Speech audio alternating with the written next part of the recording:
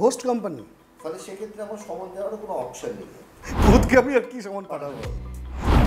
এরপরে যে পরিস্থিতিটা আসছে তাতে হচ্ছে এই ফ্রডগুলোর পেছনে ব্যক্তিও থাকবে না, অটোজেনারেট সফটওয়্যার কাজ। ও মাই গড। এবারে এমন বহু কোম্পানি আছে হুম উইথ মানে কার এগেন্স্ট তুমি কেস করবে তখন? কার এগেন্সে কেস করবে, এবং বহু কোম্পানি রয়েছে চায়নাতে জাপানে খুঁজলে এরকম কোম্পানি পাওয়া যাবে যে কোম্পানির সিইও হচ্ছেন একজন এআই। কোম্পানি একটা ব্যক্তিত্ব, আমি কোম্পানির এসে মামলা ফাইল করি, বা আমি যদি মনে করি আমি সেই সিইওকে সেখানে মামলা ফাইল করি, আমি একটা এআই সফটওয়্যার তার এগেন্সে কী করে মামলা করি।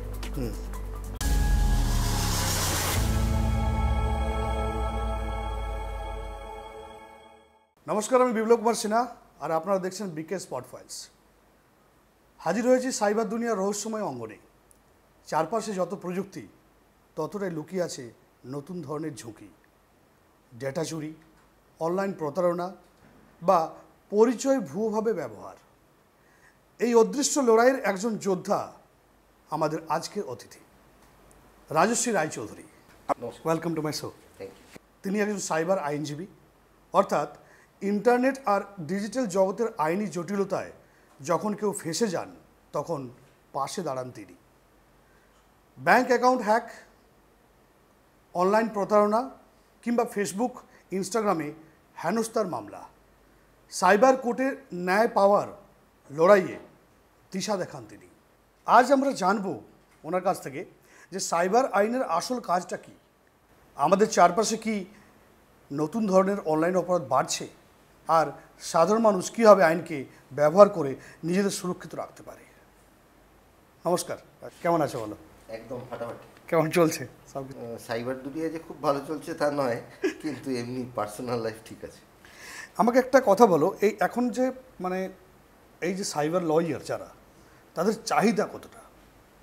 এখন তো ভয়, আগে তো এত মানে সাইবার লয়ারদের এত দাপাদাপি বা এত রিকোয়ারমেন্ট ছিল না। হ্যাঁ, রিসেন্টলি কিন্তু একটা বিশাল পরিমাণ ডিমান্ড আসছে। তো এটা এখন কীভাবে দেখছো তুমি?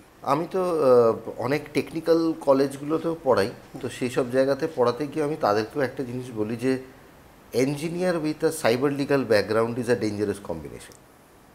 মানে যারা ধরো যে যারা টেকনিক্যাল নিয়ে পড়াশুনো করছে, কম্পিউটার সায়েন্স নিয়ে পড়ছে, তারা কম্পিউটার সায়েন্স পড়ার পরে যদি লিগাল পার্টটা পড়ে সাইবার লয়ার হতে পারেন তাহলে অসম্ভব ভালো প্রসপেক্ট, এবং সেই ডিমান্ডটা হচ্ছে ম্যাক্সিমাম এখন এই মুহূর্তে, এবং এই ডিমান্ডটা ক্রমশ বাড়বে, যত দিন যাবে তত বাড়বে।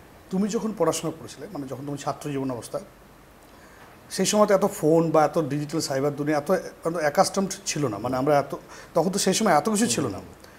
এখন সাইবার দুনিয়ার বা সাইবার জগৎ তুমি একজন মানে সিদ্ধ পুরুষ, একজন সিদ্ধ লয়ার বলতে পারো, ওয়েল এস্টাবলিশ লয়ার, সাইবার গুরু বলা হয় তোমাকে। তো এটা কীভাবে ট্রেন্ডটা তুমি এত তাড়াতাড়ি কীভাবে ক্যাচ করতে পারলে? এটা মানে জাস্ট আমি যদি আমার কলেজ লাইফের কথা বলি, কলেজে থাকাকালীনই ওখানে তখন একটা ইনস্টিটিউট থেকে আমাদের একটা ডেমো ক্লাসেস দেওয়া হয়েছিল। তখন থেকেই আমার এই সাইবার ল বিষয়টাতে একটা আগ্রহ জন্মায়, এবং তারপর থেকেই আস্তে আস্তে পড়াশোনাটা শুরু হয়। তারপর আমি পড়ানোর সুযোগ পাই বিআইটি মেসরাতে, যেটা রাঁচিতে রয়েছে। তাদের একটা কলকাতা ক্যাম্পাস ছিল আগে, তো এই কলকাতা ক্যাম্পাসে তখন আমি পড়ানো শুরু করি, এবং সেখানে টেকনিক্যাল কোর্সেসে মানে এমটেক, বিটেক এইসবগুলোতে আমি সাইবার ল তখন পড়াতাম। তো তখন থেকে অ্যাকাডেমিক অ্যাকোয়াইন্টেন্সটা ক্রমশ বাড়ে, এবং তখন বুঝতে পারি যে শুধু টেকনিক্যাল লোক নয়, সাধারণ মানুষেরও একটা ভয়ঙ্কর রিকোয়ারমেন্ট আছে, একটা ডিমান্ড আছে টু আন্ডারস্ট্যান্ড সাইবার ল। শুধু সাইবার ল নয়, সাইবার সেফটি বিষয়টাও একটু জানার খুব প্রয়োজন, এবং লিগাল ইস্যুটা তখন আসে যখন একটা সেফটি ব্রিচ হয়, তখন সেখানে লয়ের প্রশ্ন আসে। কিন্তু প্রথম প্রশ্ন যেটা আসে সেটা হচ্ছে যে আমরা প্রত্যেক দিনের ব্যবহারিক জীবনে যা যা টেকনোলজিস ব্যবহার করছি, আমাদের মোবাইল, কম্পিউটার, ইন্টারনেট, এইসবের ক্ষেত্রে নেটওয়ার্ক, সেগুলোর ক্ষেত্রে আমরা কিভাবে সুরক্ষিত থাকতে পারি। কারণ ওটা একটা অদ্ভুত ভালনারেবল জায়গা, যে জায়গাতে প্রচুর সাইবার ফ্রডস্টার্সরা ওই ভালনারেবল জায়গাটাকে ব্যবহার করে, not only in corporate sector, মানুষের একদম ইন্ডিভিজুয়াল জীবনেও, প্রত্যেক দিনের দৈনন্দিন জীবনে মানে আমি সবসময় সবাইকে একটা জিনিস বলি যে আপনারা সকালবেলা ঘুম থেকে উঠে কি করেন?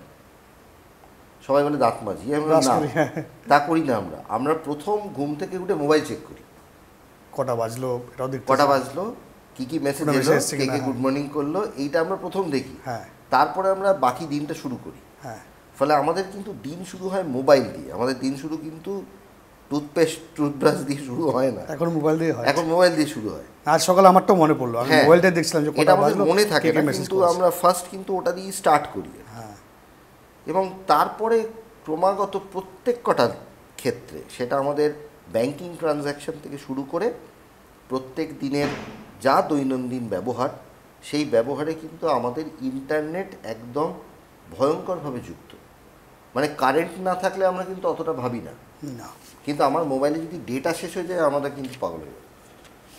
এইটা একটা খুব ভয়ঙ্কর পরিস্থিতি, যে কারণে আমরা, এবং এই নিয়ে তো নানান রকমের ইস্যুজও তৈরি হয়, মানে আমাদের সাইকোলজিক্যাল ইস্যুজও নানান রকম তৈরি হয়। ফোমো বলে যে বিষয়টা থাকে, মানে ফিয়ার অফ মিসিং আউট।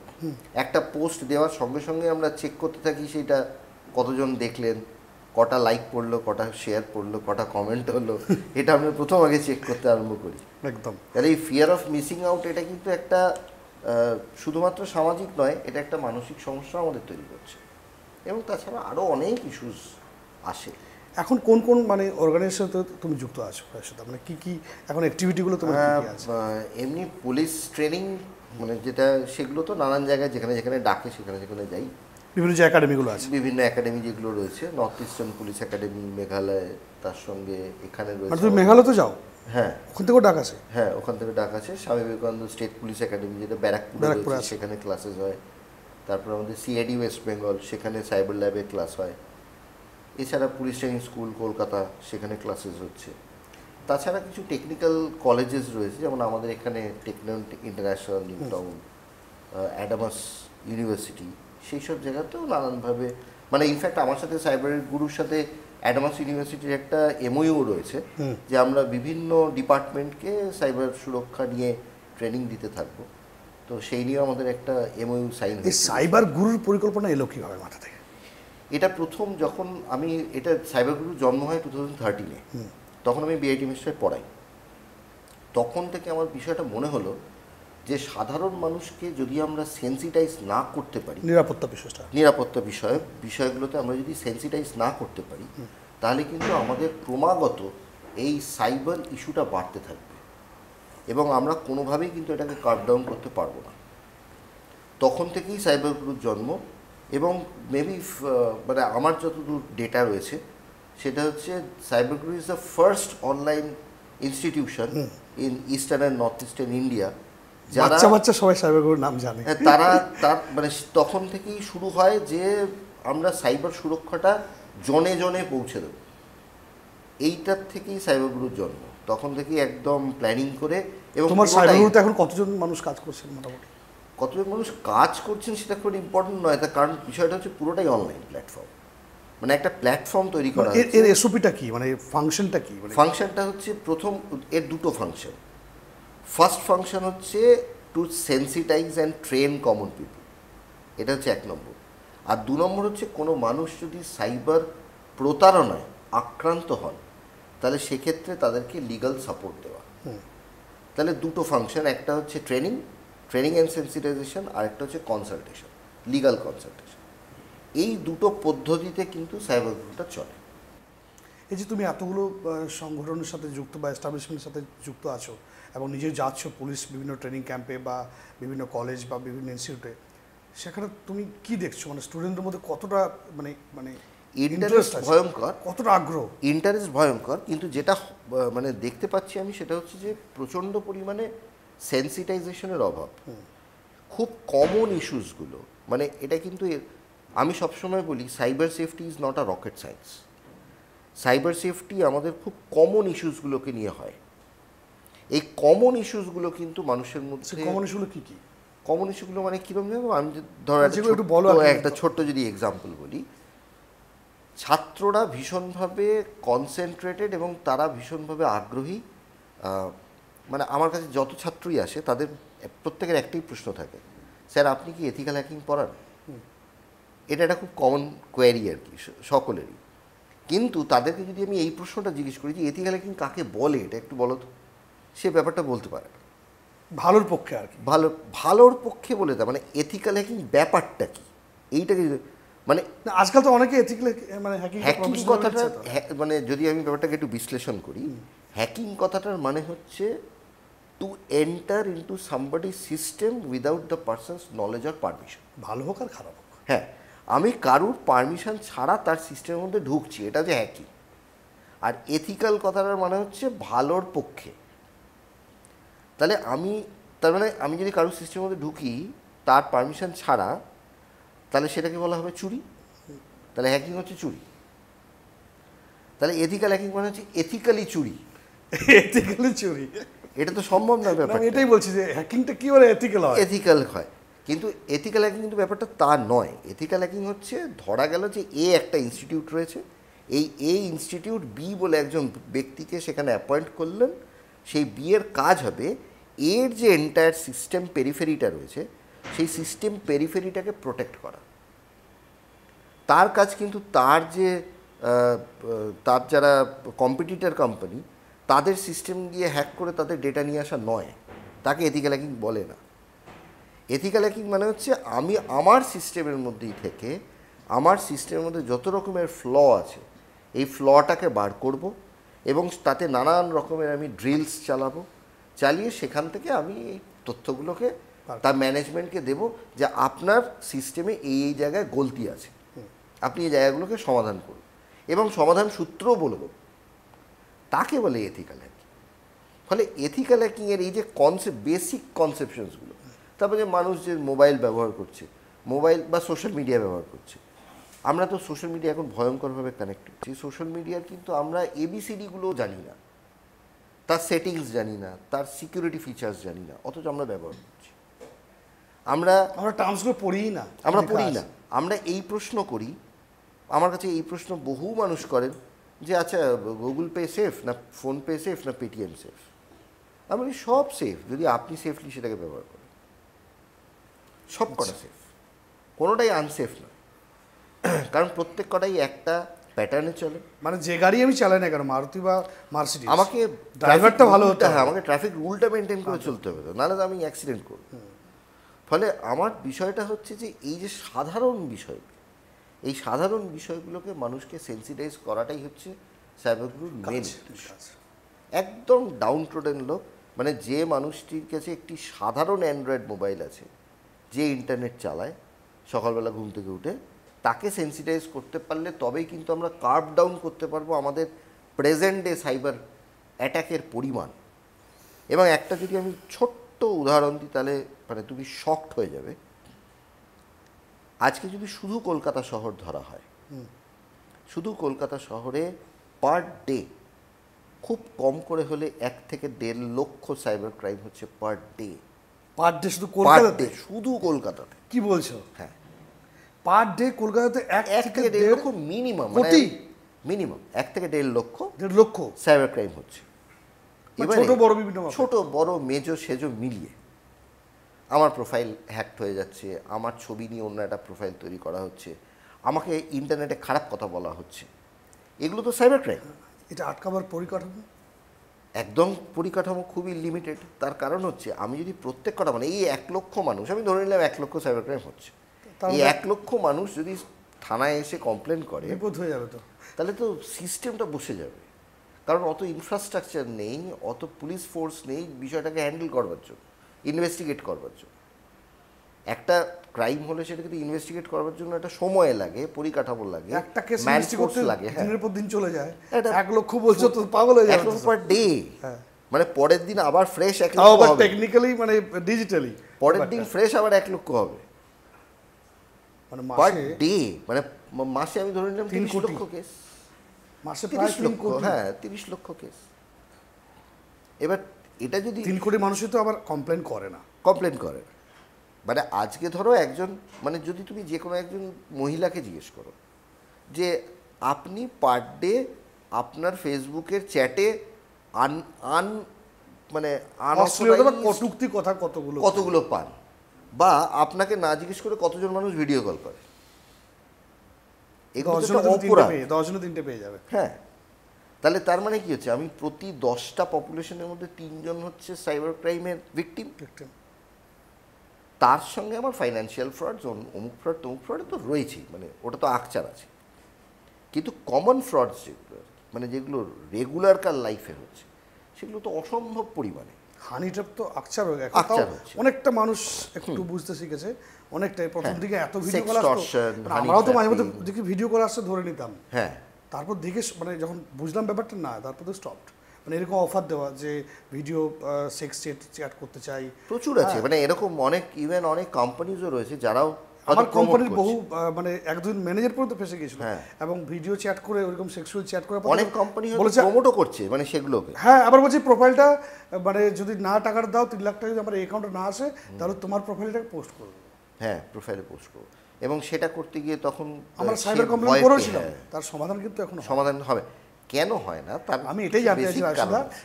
এতগুলো তুমি সাইবার, ধরো তোমার কাছে ক্লায়েন্ট আসছে যারা তাদের সেটা সলভ করার জন্য আসছে, সলভ রেশিও কতটা? সলভ রেশিও যে খুব ভালো তা নয়। আমি যেটাই তার কারণ হচ্ছে এই, আচ্ছা প্রথমত আমি একটা জিনিস বলে রাখি, সেটা হচ্ছে যে আমরা যখন কিছু কমপ্লেন্টস পাই, সেটাকে আমরা কিছু ক্যাটেগরিতে ভাগ করতে পারি। প্রথম হচ্ছে যে ক্রাইম এগেনস্ট আ পার্সন, একজন ব্যক্তিগত মানুষের বিরুদ্ধে একটা ক্রাইম, ঠিক আছে।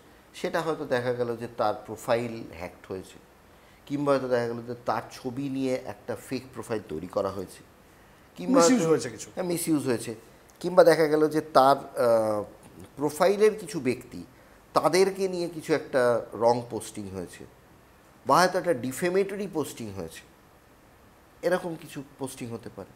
তাহলে এগুলো আমরা রং কমেন্ট করাটাও কি মানে সাইবার ক্রাইমের আওতায় আসে?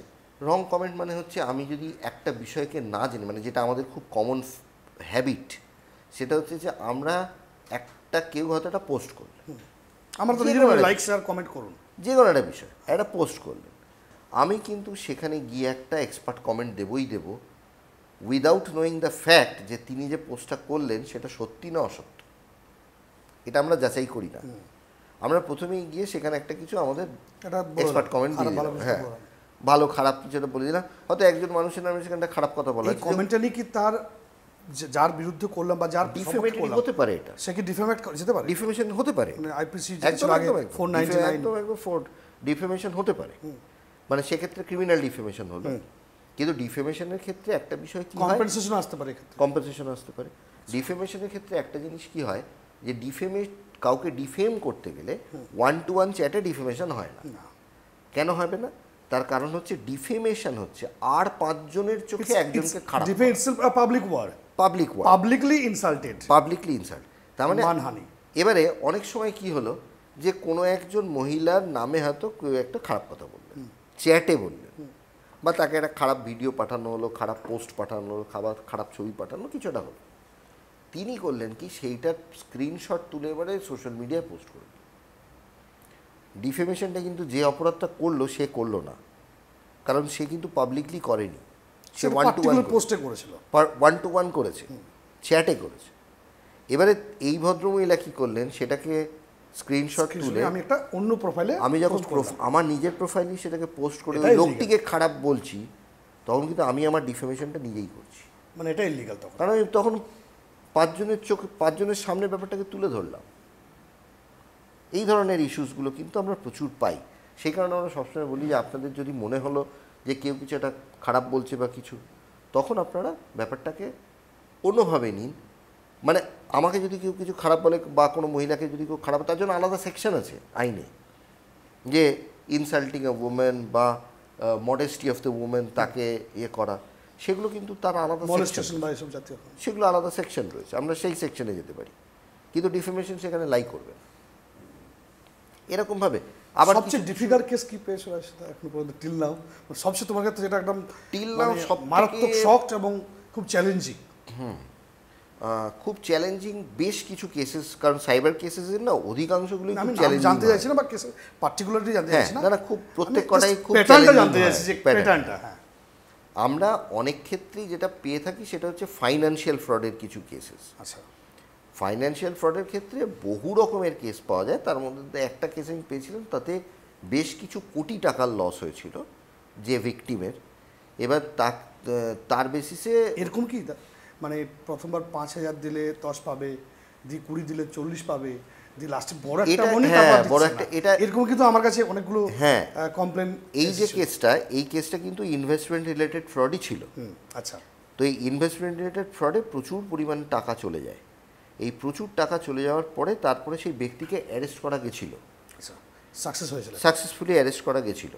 এবং অ্যারেস্ট করার পরে দেখা গেল সেই ব্যক্তিটির কাছ থেকে কোনো পয়সা উদ্ধার করা যায়নি। তার কারণ হচ্ছে তিনি সমস্ত ইউএসডি কনভার্ট করে সেগুলোকে ফিটকয়েন্সে কনভার্ট করে সেগুলোকে ফরেন কারেন্সিতে পাঠিয়ে দিয়েছে, বাইরের দেশে চলে গেছে। সেগুলোকে তার ট্রেসেবিলিটি ইজ ভেরি লো, তো সেগুলো চলে গেছিলো। তার সঙ্গে যেটা সমস্যা হয়েছিল যে তার এগেনস্টে, সেই ছেলেটির এগেনস্টে তাকে অ্যারেস্ট করা হয়েছিল ইন্দোর থেকে। এবার তার এগেনস্টে সারা ভারতবর্ষের 174টা কেস রেজিস্টার্ড, মানে এফআইআর লজড আছে, ফলে that was a very very critical matter. Solve হতে তার মোটামুটি এই বছর এই জীবনটাই কেটে যাবে, পারলে পরের জীবনে যদি হ্যাংওভার থাকে আর কি, পরের জীবন তাহলে হ্যাংওভার থাকতে পারে, সেটাও হতে পারে, শেষ হইয়া হইবে না শেষ। ফলে that is a very critical issue ছিল। মানে এই সাইবারে এগুলো মানুষ জানতো, আমি দর্শকও জানতে চাইছি। ধরো আর কিছু আমরা ক্রিটিক্যাল ইস্যু পাই কীরকম, যেগুলো হচ্ছে খুব বেশি পরিমাণ সাইকোলজি রিলেটেড। সাইবার তার কারণ হচ্ছে, মানে এখন একটা খুব ট্রেন্ডিং সাবজেক্ট আছে, যে সাবজেক্টটাকে বলা হয় সাইবার সাইকোলজি। এটা প্রথম শুনলাম, হ্যাঁ, ফার্স্ট টাইম টার্মস, মানে সাইবার সাইকোলজি। এই সাইবার সাইকোলজিটা বেসিক্যালি আমরা দুটো ভাগে ভাগ করতে পারি। একটা হচ্ছে যে ভিকটিম সাইকোলজি, যে ভিকটিম কিভাবে অ্যাফেক্টেড হচ্ছে, তার তার তার কোন কোন সাইকোলজিকে ব্যবহার করা হচ্ছে। কারণ আলটিমেটলি সাইবার দুনিয়াটায় যা যা ক্রাইম হয় সেগুলো কিন্তু ইটস আ সাইকোলজিক্যাল গেম। প্রথমেই যেটা বললাম যে it is not a rocket science. Any types of criminality তো সাইকোলজিক্যাল, কারণ ক্রিমিনাল সাইকোলজি তো সাবজেক্টই, either indifferent of cyber or normal. কিন্তু সাইবার সাইকোলজিগুলো খুব অদ্ভুত টাইপের হয়। কীরকম, মানে আমি যদি কয়েকটা এক্সাম্পল বলি, আপনার ব্যাঙ্ক অ্যাকাউন্ট ব্লক হয়ে যাবে, তার মানে কি হলো, যে ফ্রডস্টার সে ভিকটিমকে ভয় দেখালো, ফিয়ার ফ্যাক্টর কাজ করলো। এই ফিয়ার ফ্যাক্টরটাকে কাজ করালো, তারপরেই বললো যে আপনি যদি আমাকে আপনার কার্ডের ডিটেলসটা দেন, বা আপনার কেওয়াইসিটা অমুক লিঙ্ক পাঠিয়েছি তাই দিয়ে যদি আপডেট করেন, তাহলে আপনার জন্য এত বোনাস পয়েন্ট আছে। ওই বোনাস পয়েন্টের একটা কিন্তু লোভ কাজ করলো, ওয়ান টাইপ অফ সাইকোলজি। তার মানে এটা কিন্তু একটা, প্রথমে একটা ফিয়ার কাজ করলো, সাইকোলজি টু সাইকোলজি, হ্যাঁ। এবার প্রথমে একটা ফিয়ার ফ্যাক্টর কাজ করলো, এই ফিয়ার ফ্যাক্টরের পরে যেটা কাজ করলো সেটা হচ্ছে গ্রিড ফ্যাক্টর, আমাদের লোভ। আর এই লোভ কিন্তু আমাদের বিভিন্ন ধরনের হয়। আজকাল তো সবসময় সবাই তো শর্ট টাইম পেয়ে হ্যাঁ, মানুষ এমনি ভীষণ লোভী প্রকৃতির জীব। আমরা সবাই লোভী, আপস এন্ড ডাউনস করে 10-12 বছর খেটে উঠে জায়গায়। হ্যাঁ, এবারে প্রচুর মানুষের লোভ থাকে কীরকম, যে প্রোডাক্ট, এই যে পুজোর টাইম আসছে, মানে এখন প্রচুর মানুষের সাইবার ফ্রড হবে কীরকম, পুজোয় হয়তো দেখা গেল যে ফেসবুকে একটা অ্যাড এলো, অমুক শার্ট পাওয়া যাচ্ছে, অমুক ড্রেসেস পাওয়া যাচ্ছে, সেই সব লিঙ্কে ক্লিক করবে। এবার সেগুলো খুব মনোগ্রাহী একটা ছবি দেওয়া থাকবে, সেই লিঙ্কে ক্লিক করে পয়সা দিয়ে বুকিং করবে, দেখা যাবে এই প্রোডাক্টটা কোনোদিনও এলো না। এটা খুব কমন। আমার সাথে একটা হয়েছে, আমি তোকে বলছি, 7 দিন আগে আমার সাথে হয়েছে।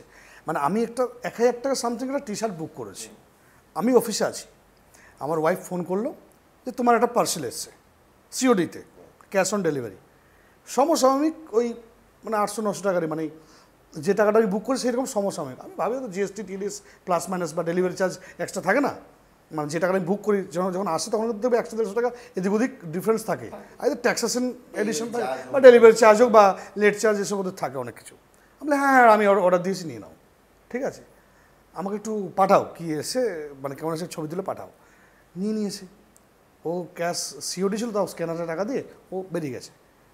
দেখছি যে মানুষটা জীবনে ক্রিম, সেন্ট, পাউডার, ডিওড্রেন্ট থেকে শুরু করে জীবনে কিছু মাখামাখি লাইফে আমি অর্ডার করিনি, আমার বাড়িতে চাইনিজ চারকোল এসছে, 1000 টাকা চাইনিজ চারকোল। আমি ট্র্যাক পেলাম না, ওই কোম্পানির ট্র্যাক পেলাম না, না, আমি এগুলো কি ট্র্যাক করবো পাওয়া সম্ভব না। এক্ষেত্রে আমি কি করবো আর? এবার সেক্ষেত্রে এবার লিগাল পয়েন্টটা কীরকম, যতক্ষণ না পর্যন্ত আমি না, আমার track ক্ষেত্রে না হয়তো পাবো- 1000 টাকা গেল, গেল। কিন্তু এরা এরকম ভাবে হয়তো আরো 1 লক্ষ এইটাই মানুষকে আমি সারা বলতে ভারতবর্ষে একদিনে পাঠাচ্ছে। আমি এইটাই তাহলে বলতে 1 লক্ষ ইন্টু 1000 কত হয় হাজার দাদা? কত টাকা হয়? তার মানে যে কোম্পানিটা এই ফ্রডটা করছে তার কাছে রোজগারটা কোন level এ তুমি পর্যায়ে, ভাবো? হ্যাঁ কোন পর্যায়ে এই রোজগারটা হচ্ছে, এবং পরে দেখা যাবে যে সেই কোম্পানিটার কোনো অস্তিত্বই নেই। নেই তো, খালি চাইনিজে লেখা, এবং সেইগুলো করেও আমি দেখছি কোনো ট্র্যাক পাচ্ছি না। কোনো ট্র্যাক পাওয়া যাচ্ছে না। এবং সে যতক্ষণ না পর্যন্ত ট্র্যাক না পাওয়া যাবে ততক্ষণ প্রবলেমটা কি, আমি যদি কোর্টে সেই কোম্পানির নামটা হয়তো আমি জানি, আমি তার এগেনস্টে মামলা ফাইল করলাম, কোর্ট বলবে আমাকে তো সমনটা পাঠাতে হবে, সমনটা আমি কাকে পাঠাবো, কোন অ্যাড্রেসে পাঠাবো? Ghost, it's a ghost company. Ghost company. ফলে সেক্ষেত্রে আমার সমন যাওয়ারও কোনো অপশন নেই আর কি, ভূতকে আমি আর কি সমান পাঠাতে পারবো না। তারপর তার থেকে আরও একটা ভয়ঙ্কর বিষয় হচ্ছে, এখন মানে এটা তো না হয় একটা ব্যক্তি এই কমপ্লেনটা এই কাজগুলো করছে, এরপরে যে পরিস্থিতিটা আসছে তাতে হচ্ছে এই ফ্রডগুলোর পেছনে ব্যক্তিও থাকবে না, তখন একটা এআই সফটওয়্যার কাজ করবে। ও মাই গড। এবারে এমন বহু কোম্পানি আছে, চায়নাতে জাপানে খুঁজলে এরকম কোম্পানি পাওয়া যাবে যে কোম্পানি সিইও হচ্ছেন একজন এআই। হলো, এবারে কোম্পানি লতে ভয়ঙ্কর দিকে এগোচ্ছে। হ্যাঁ, এবার কোম্পানি লতে কি বলে, কোম্পানি ইজ আ পার্সন, তাই তো? কোম্পানি একটা ব্যক্তিত্ব, আমি কোম্পানির এসে মামলা ফাইল করতে পারি, বা আমি যদি মনে করি আমি সেই সিইওকে সেখানে মামলা ফাইল করতে পারি। আমি একটা এআই সফটওয়্যারকে তার এগেন্সে কী করে মামলা ফাইল হবে, তাই না? ফলে এই যে সিচুয়েশানগুলো, এই সিচুয়েশানগুলো কিন্তু আমাদের ফিউচার যে প্রবলেম, এই প্রবলেমগুলো কিন্তু এআই দিয়ে আসবে পরে। পুরো পৃথিবী এআই চালাবে। হ্যাঁ, পুরো পৃথিবী এআই চালাবে। এবং এখন তো আমাদের শুধুমাত্র নর্মাল এআইও নয়, জেনারেটিভ এআই চলে এসছে, ইন্টেলিজেন্ট এআই, নানান রকমের। কয়েকটা স্পেসিফিক প্রশ্ন করবো আসলে। ধরো আমার ফটো কোনো একজন ব্যক্তি, আদার ব্যক্তি এআই দিয়ে সেরকম বানিয়ে সে কিছু ক্ষেত্রে পোস্ট করছে অন্য ব্যাপারে, মানে অন্যরকম। ধরো আমি একটা ব্যক্তিত্ব আমার ফটোটা ইউজ করেছে কোনো নুডিটি বা চিটিং বা পারপাসে কিছু একটা ইউজ করলো, মানে হ্যাঁ। পারপাসে, আর সেই ব্যক্তি ধরা পড়লে তার কি হতে পারে, কত বছরের জেল হতে পারে বা কি? প্রথম কথা হচ্ছে যে কোনো ব্যক্তির ছবি বা তার কোনো তথ্য, সেটাকে কিন্তু ধরা হবে অ্যাজ আ ডেটা। তাহলে এই ডেটাটা কোনো একজন ব্যক্তি নিলেন, প্রথম বিষয় হচ্ছে নিলেন কোথা থেকে, হয়তো নিলেন হচ্ছে ফেসবুক থেকে। ফেসবুক থেকে কীভাবে নিলেন, আমি ফেসবুককে স্ক্রিনশট করে নেওয়া, হয় আমি স্ক্রিনশট করলাম বা ডাউনলোড, বা আমি সেটাকে ডাউনলোড করলাম। আমি যদি কোনো একটা পোস্ট সোশ্যাল মিডিয়াতে পোস্ট করবার পরে তার ভিজিবিলিটি বা সেটা কতটা, সেটা কি ইয়ে থাকবে, সেটা কি আমাদের পাবলিক থাকবে, নাকি অনলি ফ্রেন্ডস থাকবে, না প্রাইভেট থাকবে, অনলি মি থাকবে, না ফ্রেন্ডস অফ ফ্রেন্ডস থাকবে, এটা কিন্তু আমরা ডিসাইড করতে পারি ইউজাররা। আমি সেরকম কিছু ডিসাইড করলাম না, আমি পাবলিক রেখে দিলাম, তার মানে হচ্ছে টেকনিক্যালি ধরে নেওয়া হবে ইট ইজ আ পাবলিক মানে data. I am giving the permission to the public to I am use giving my the photo permission to the and my data. In that case, no case will happen. No case cannot be done unless and until যদি সেটাকে wrongly utilise না করা হয়। Massive আকারে wrongly utilise মানে হয়তো দেখা গেল যে একজন একটা ছবি দিয়েছে, আমি তো বললাম যে ধরো আমি আমার সেই ছবিটাকে নিয়ে একটা নুডিটি তৈরি করি, Nudity তৈরি দেন করলাম। Nudity is an offence. তখন কিন্তু সেইটা যেটা আমরা আজকাল particular- দেখতে পাচ্ছি, অনেক অভিনেত্রী অভিনেতারা বলছেন, আমরা দেখছি অনেক অভিনেত্রীকে এআই জেনারেট করে মানে নুডিটির ভাবে বিকিনি পরিয়ে অনেক ছবি হ্যাঁ, প্রকাশ এরকম পাচ্ছে, কিছু মানুষ হচ্ছে, এগুলোকে বেশ গ্রহণও করছে এবং মানুষ এগুলোকে এবং এনজয় করছে। এটাকে বলা হয়, ম্যাক্সিমাম ক্ষেত্রে দেখাচ্ছে এগুলো ফ্রড। হ্যাঁ, সেই আমরা ডিপ সেই ফেক সেই ব্যাপারটা অভিনেত্রী জানি। বলছে আমি এই ছবিটা তুলেই নি।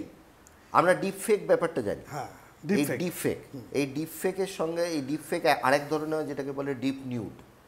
এই ডিপ নিউডগুলোকে দিয়ে আমরা রশ্মিকা মান্দানার কেস দেখেছি। এই ডিপ নিউডটাকে ব্যবহার করা হয়েছিল বা ডিপ ফেকটাকে ব্যবহার করা হয়েছিল এক্ষেত্রে। এবং অদ্ভুতভাবে এই পুরো যে সফটওয়্যারসগুলো, এই সফটওয়্যারসগুলো কিন্তু readily available in market, those are open source, play স্টোরে আছে, all time you will get it. Open source software, যে কেউ ডাউনলোড করে ব্যবহার করতে পারে। ফলে আমি একটা সিস্টেম পাচ্ছি, সেই সিস্টেমটাকে আমি কিভাবে ব্যবহার করব, এটার জন্যই কিন্তু সেন্সিটাইজেশনের দরকার। এটার জন্য কিন্তু সাইবার গুরুর মতো এটার জন্য প্রতিষ্ঠান দরকার। সেন্সিটাইজেশনের দরকার। এবং শুধু আমার কথা বলবো না, মানে এখানে আমার যেমন একটা ভূমিকা রয়েছে, সরকার থেকে তো এটা awareness সরকারের ভূমিকা রয়েছে, পুলিশ প্রশাসনের ভূমিকা রয়েছে। আজকে তো আমি এটা বলবো যে সমস্ত স্কুল কলেজগুলোতে ম্যান্ডেটারিলি সাইবার শিক্ষা করতেই হবে। নাহলে মানে আগে এটা এগোতে ছাড়া পারবে। কিন্তু কোনো দ্বিতীয় গত্যন্তর নেই, ম্যান্ডেটারি। মানে এটা কিন্তু ইতিহাস, ভূগোল, জীবন বিজ্ঞানের মতোই একটা সাবজেক্ট হওয়া উচিত প্রত্যেক কটা স্কুল কলেজে, এবং তার রেগুলার ক্লাসেস। এটা কি শুধু ন্যাশনাল লেভেল হবে? মানে এমন হচ্ছে একদম আমেরিকায় না। বসে ইন্ডিয়াতে সাইবার ক্রাইম হয়ে যাচ্ছে, বা ইন্ডিয়াতে হ্যাঁ, বসে মানে national- এখানে তো জামতারা থেকে শুরু করে সেক্টর 5 কল সেন্টার, যেগুলো আমেরিকান কল মানে স্ক্যাম হচ্ছে। তো এই একটা ইন্টারন্যাশনালি তো একটা মানে কি বলবো, একটা চুক্তি এটা থাকতে একটা হবে। বিশাল এবার নেক্সাস। যে দেশের সাথে ধরো নেই, সেই দেশ কি করে তার অ্যাকশনটা নেবে? এটা একটা বড় সমস্যা। কারণ কি, আমাদের যেটা প্রেজেন্ট লিগ্যাল সিস্টেম, সেই লিগ্যাল সিস্টেমটার মধ্যে একটা জিওগ্রাফিক্যাল বাউন্ডারি আছে। কিন্তু সাইবার হচ্ছে এমন একটা সাবজেক্ট, যে সাবজেক্টটার ইটসেলফ কোনো জিওগ্রাফিক্যাল বাউন্ডারি নেই। তার মানে আমি একটা ল ব্যবহার করছি যেটার জিওগ্রাফিক্যাল বাউন্ডারি আছে, অন আ সাবজেক্ট যে সাবজেক্টটার কোনো জিওগ্রাফিক্যাল বাউন্ডারি নেই। এটা খুব ফলে এখানে একটা দরকার ক্ল্যাশ পড়বে, লাগবে। দরকার তো পড়বে। এখানে একটা clash লাগবে। যেমন আমরা ব্রিক্স দেখেছি, G20 দেখেছি, প্রত্যেকটা কোনোটা হয়তো বা মানে কি বলবো যে এক একটা এসসিও দেখেছি, এক একটা এখানে আমি সংস্থা। একটা বিষয় বলি, ভারতবর্ষের যে সাইবার আইন, যেটাকে আমরা বলি ইনফরমেশন টেকনোলজি অ্যাক্ট, সেই ইনফরমেশন টেকনোলজি অ্যাক্ট 2000, সেটার কিন্তু it has got a global aspect. তাতে বলা আছে যে সারা পৃথিবীর যে কোনো মানুষকে এই আইনের আওতায় আনা যাবে, প্রোভাইডেড সে ভারতবর্ষের কোনো একটা কম্পিউটার বা কম্পিউটার নেটওয়ার্ক বা ইন্টারনেট নেটওয়ার্ক সেটাকে কম্প্রোমাইজ করছে, বা কোনো ভারতীয়কে সে কম্প্রোমাইজ করছে। যদি এরকম হয় তাহলে কিন্তু তার এগেনস্টে একজন আমেরিকার নাগরিক, একজন ব্রিটিশ নাগরিক, একজন উগান্ডার মানে সেক্টর নাগরিক, 5 বসে যদি কেউ চিট করে কোনো একটা আমেরিকান নাগরিককে বা আমেরিকান সিটিজেনকে, সেটা তো- যদি সেখানে কমপ্লেন হয়, তো সেই আমেরিকান পুলিশকে এখানে সে এখানে ইনভেস্টিগেশন সে করতে পারে। investigate করতে সেই পারে। আইন ভারতে আছে তো। একদম একদম অবশ্যই আছে। এবং যদি বাইরের কোনো মানুষ সে যদি ভারতীয় কাউকে চিট করে, তাহলে সেক্ষেত্রেও কিন্তু ওই বাইরের যে মানুষটি, তার এগেনস্টেও কিন্তু ইনফরমেশন আর টেকনোলজি সেই দেশের সাথে যদি চুক্তি না থাকে, সেই দেশের সাথে যদি এবারে চুক্তি হয়তো না থাকে, দেখা গেল যে সেই দেশের সাথে এক্সট্রাডিশন ট্রিটি, এই যে চুক্তিটা treaty মানে যদি না থাকে, এক্সট্রাডিশন ট্রিটি নেই। এক্সট্রাডিশন ট্রিটি যদি না থাকে, আমরা তাকে অ্যারেস্ট করতে পারবো না, কারণ সেক্ষেত্রে সেই দেশের কর্তব্য হচ্ছে তাকে এটাই আমাদের বলতে, কাছে তোমার তুলে প্রশ্ন এটাই করতে চেয়েছিলাম। এটা একটা international G20 relations যেটা যেমন সমস্যা। আছে, বা এসসিও সামিট আছে, প্রত্যেকটা একটা তো উদ্দেশ্য আছে, একদম। একটা এসওপি আছে। একদম। তো এরকম তো একটা এসওপি সারা বিশ্ব জুড়ে হওয়া উচিত। হওয়া উচিত। এবং Cyber আমি তো আরেকটা crime এর জিনিস উপর। বলি, যে শুধুমাত্র প্রত্যেক কটা দেশ যে এখানে গাঁটছড়া বাঁধবে একসঙ্গে, শুধু তাই নয়, there should be a world cyber police, যারা যারা ইন্টারন্যাশনাল রেকগনাইজড, যারা ইন্টারন্যাশনালি They can- রেকগনাইজ হবে, হ্যাঁ, যে কোনো যে দেশে কোনো তারা ঢুকে যেতে পারে। রেকগনাইজ হবে, তাতে প্রত্যেক কটা কান্ট্রি থেকে পুলিশের পার্সোনালসরা মেম্বার থাকবেন, যেটা আমরা ইন্টারপোলে they will be authorised to take an entry in যেটা এনি আমরা কান্ট্রি। ইন্টারপোলে দেখতে পাই। হ্যাঁ, ইন্টারপোলের ক্ষেত্রে যেটা দেখতে পাই, ইন্টারপোল, হ্যাঁ। সেখানে সমস্ত দেশের লোকেরাই, এখান থেকে অনেক আইপিএস অফিসাররা, তারা কিন্তু ইন্টারপোলে র একসাথে কাজ করছে, মোসাদ একসাথে কাজ ইউএনএ, করছে, হ্যাঁ ইউএনএ, সিআই একসাথে কাজ করছে। পোস্টেড হন, তারা তো ডেপুটেশনে ইউএনএ যান। তাহলে এরকম একটা কিছু থাকতে হবে, যে ফোর্সটা সারা পৃথিবীর যত সাইবার ক্রাইম হবে, সেই সাইবার ক্রাইমকে অ্যাড্রেস করবে। এটা কিন্তু শুধুমাত্র একটা দেশের পুলিশের কাজ নয়, সম্ভব না এটা করা। কারণ অধিকাংশ যে প্ল্যাটফর্মগুলো ব্যবহার করা হচ্ছে ফর দি ক্রাইম, সেই প্ল্যাটফর্মগুলো কিন্তু লোকেটেড বাইরে দেশে। তারা কিন্তু সবাই বাইরের দেশে, অধিকাংশই। তারা কিন্তু কোনোটা ইন্ডিয়ান প্ল্যাটফর্ম নয়। না। আমাদের মেটা ইন্ডিয়ান প্ল্যাটফর্ম নয়, ইনস্টাগ্রাম ইন্ডিয়ান প্ল্যাটফর্ম নয়, কোনোটাই ইন্ডিয়ান প্ল্যাটফর্ম নয়। ফলে সেক্ষেত্রে কিন্তু আমাদেরকে একটা মানে গ্লোবাল পুলিশ থাকাটা খুব জরুরি। কিছুদিন আগে আমরা শুনছিলাম ডিজিটাল অ্যারেস্ট, মানে অনেক লোক ডিজিটাল অ্যারেস্টের নামে কিন্তু প্রচুর প্রতারণা হয়েছে, এবং আজকাল তো সেক্টর 5 থানাও দেখছি থেকে শুরু করে আমাদের বিধাননগর কমিশনার দেখছি প্রচুর কিন্তু এরকম ডিজিটাল অ্যারেস্টের মামলাতে মানে ধরছে। এই ক্ষেত্রে এদের জেল কত বছর হতে পারবে, কি কি সাজা হতে পারে? সেটা কি টাকার উপর ডিপেন্ড করবে? মানে কত টাকার টাকা উপর শুধু ডিপেন্ড করবে তাই নয়, সেই কেসটা এবারে এটার না কোনো থামরুল হয় না। মানে ব্যাপারটা কি হয়, একটা কেস যখন রেজিস্টার্ড হলো, তখন সেই রেজিস্টার্ড কেসে আমরা কি কি সেকশনস দিচ্ছি, তার উপরে এবার জজ সাহেব ডিসাইড করবে তার কী কী ধরনের সাজা হতে পারে। ফলে এটা স্পেসিফিক্যালি ওরমভাবে বলা যায় না যে এত বছর সাজা হতেই হবেই বা এরকম কিছু, সেরকমভাবে। প্রথম কথা হচ্ছে এটা প্রমাণ সাপেক্ষ, যে কোনো একটা মামলা সেটা প্রমাণ সাপেক্ষ। এবারে প্রমাণ হলে তখন সেক্ষেত্রে আমরা যা যা সেকশন ব্যবহার করছি এখন প্রেজেন্ট। কিছুদিন আগে আমার একটা বন্ধু, হ্যাঁ আমি একটু আটকালাম, মনে করো না, কিছুদিন আগে আমার একটা বন্ধুর কাছে ফোন এসছে যে তোমার ব্যাঙ্গালোরে তোমার নামে সিম কেনা হয়েছে এবং সেই সিম দিয়ে অনেক কিছু অ্যাক্টিভিটি হয়েছে, নিউ সিমটা তোমার নামে। তো তুমি ইমিডিয়েট যদি ব্যাঙ্গালোরে বা এসে দেখা না করো তাহলে কিন্তু তোমার নামে এফআইআর হবে এবং আমরা কিন্তু কি তোমাকে অ্যারেস্ট করে নিয়ে আসবো। করলো, দ্বিতীয়বার কল করে বলছে এটা অনলাইনে আমরা করতে পারি, তুমি অনলাইনে এসো, তার মানে এটাকে আমরা সেটেলমেন্ট করে নেবো। তার মানে এটা কি ফ্যাক্টর ব্যবহার করা হলো? এটা কিন্তু ফিয়ার ফ্যাক্টর ব্যবহার করা হলো, যে মানুষটাকে ভয় দেখানো, ভয় দেখাতে হলো। মানুষ পুলিশের এবং কোর্টকে রীতিমতো ভয় পায়। এক্ষেত্রে কি করা উচিত? এক্ষেত্রে ইমিডিয়েট সেই ভিকটিমের বা যাকে ভিকটিম করার চেষ্টা করা হচ্ছে তার কোথায় যাওয়া উচিত, কীভাবে গেলে সেই সুরাটা পাবে, এটা একটু বলো। প্রথম বিষয় হচ্ছে এটা মানুষকে জানতে হবে যে ডিজিটাল অ্যারেস্ট বলে কোনো সিস্টেম ভারতবর্ষের লিগ্যাল সিস্টেমের মধ্যে এক্সিস্ট করে না। যদি পুলিশের মনে হয় যে সে আমাকে অ্যারেস্ট করবে, তাহলে আইদার আমাকে বাড়িতে এসে আমাকে কলার ধরে নিয়ে যাবে, অথবা আমাকে থানায় নেমন্তন্ন করে অ্যারেস্ট করবে। এই দুটোর মধ্যে যে কোনো একটা, এই দুটোর বাইরে কিন্তু আর কোনো দ্বিতীয় গত্যন্তর নেই অ্যারেস্টের। দ্বিতীয় প্রশ্ন হচ্ছে যে আমাকে যদি কেউ বলল যে আমার নামে একটা সিম চলছে, যেটার জন্য আমার এবং সেই সিম থেকে একটা অপরাধ সংগঠিত করা হয়েছে, আমার প্রথম করণীয় কি? টেনশন না করা। আমাকে প্রথমে I have to make my head cool. Tension তো হবেই, তুমি রাজেশ যেভাবে এত সহজে বলে দিচ্ছ টেনশন করো না। কেউ একটা ব্যাঙ্গালোর পুলিশ বলছে তুমি অ্যারেস্ট হয়ে যাবে, আমরা আসছি অ্যারেস্ট করতে। কোনো সাধারণ মধ্যবিত্ত সাধারণ একটা গরিব বা একটা ভদ্র পরিবারের লোক সে টেনশন করবে না কেন? হ্যাঁ, তুমি বলছো টেনশন না করতে। সাজেশন হচ্ছে টেনশন না করা। টেনশন না করে প্রথম যেটা করণীয় সেটা হচ্ছে আমাদের সিস্টেমেই দেওয়া রয়েছে, ডিপার্টমেন্ট অফ ইলেকট্রনিক্সের একটা পোর্টাল আছে যেটার নাম হচ্ছে ট্যাফকপ, TAFCOP, ট্যাফকপ। একটু বলে দাও। হ্যাঁ, এই ট্যাফকপ যে পোর্টালটা, এটা ডিপার্টমেন্ট অফ ইলেকট্রনিক্স অ্যান্ড টেলিকমিউনিকেশনে। এই ট্যাফকপের ক্ষেত্রে আমরা যেটা করব, গিয়ে আমাদের একটা রেজিস্টার্ড মোবাইল নাম্বার, মানে আমরা যে মোবাইল নাম্বারটা ব্যবহার করি সেই মোবাইল নাম্বারটা ওখানে দেব, একটা ওটিপি আসবে, আমাকে সেখানে দেখিয়ে দেবে যে আমার নামে কটা সিম চলছে।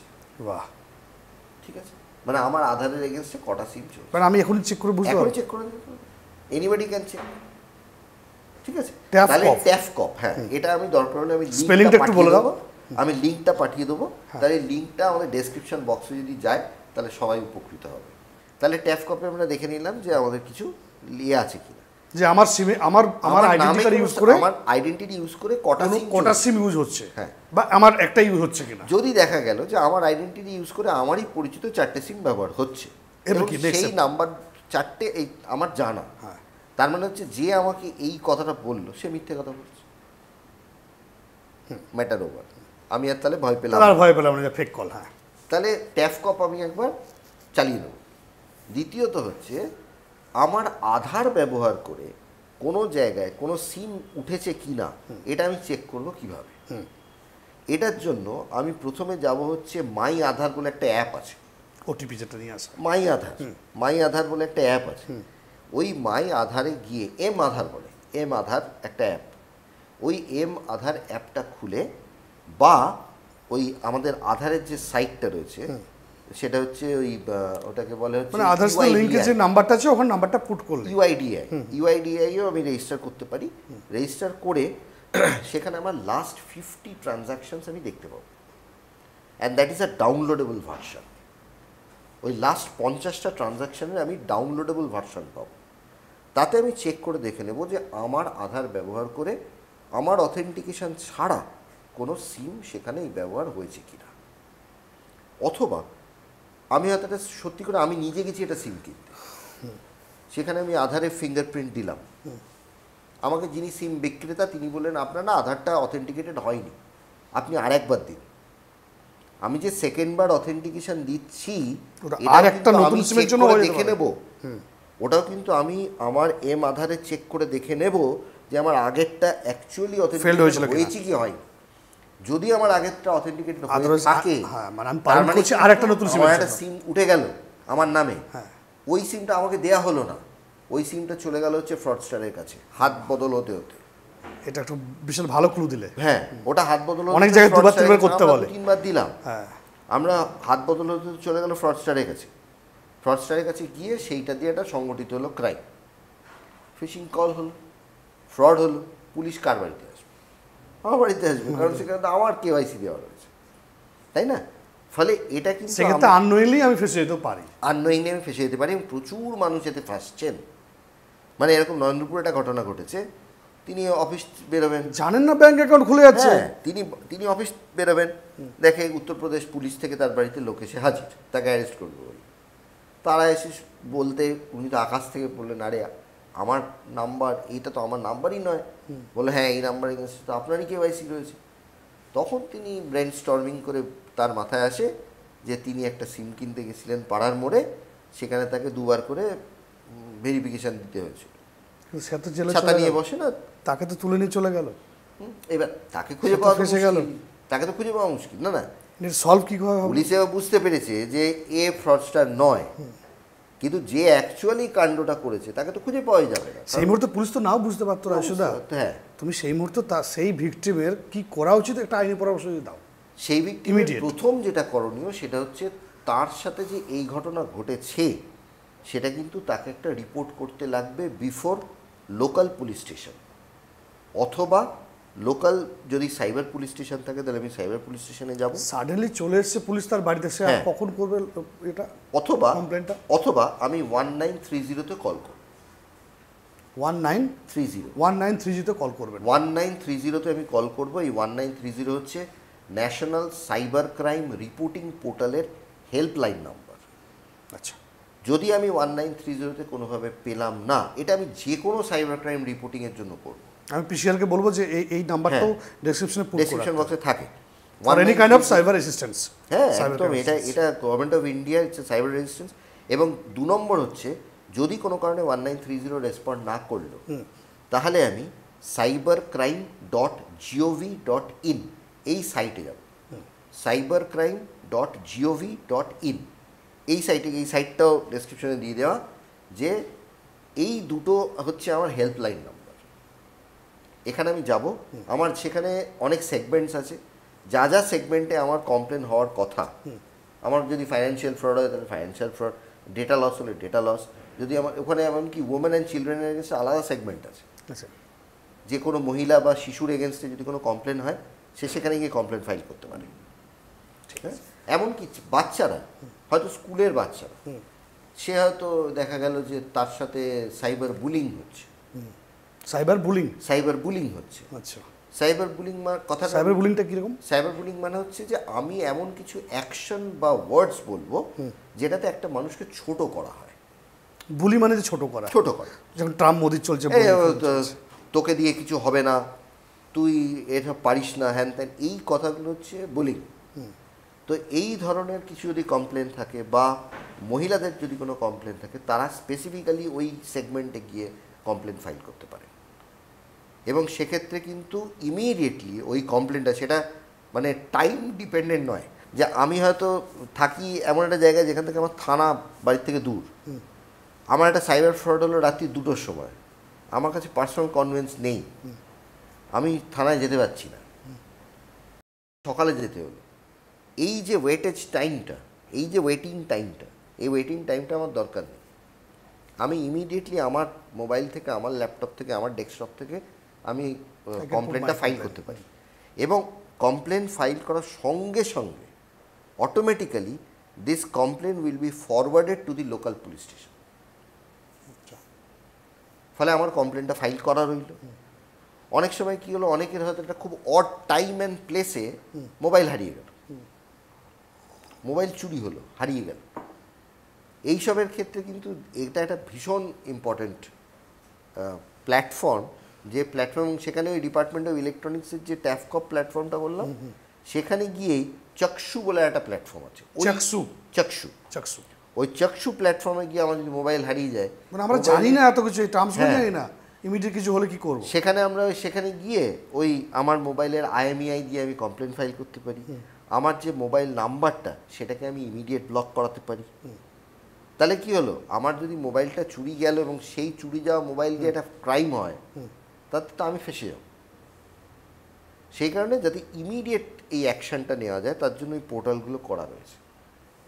ঠিক আছে, তাহলে ডিপার্টমেন্ট অফ ইলেকট্রনিক্সের গভর্নমেন্ট অফ ইন্ডিয়া, সেখানে আমরা যদি যাই, সেখানে গেলে আমরা এই পোর্টালসগুলো দেখতে পাবো।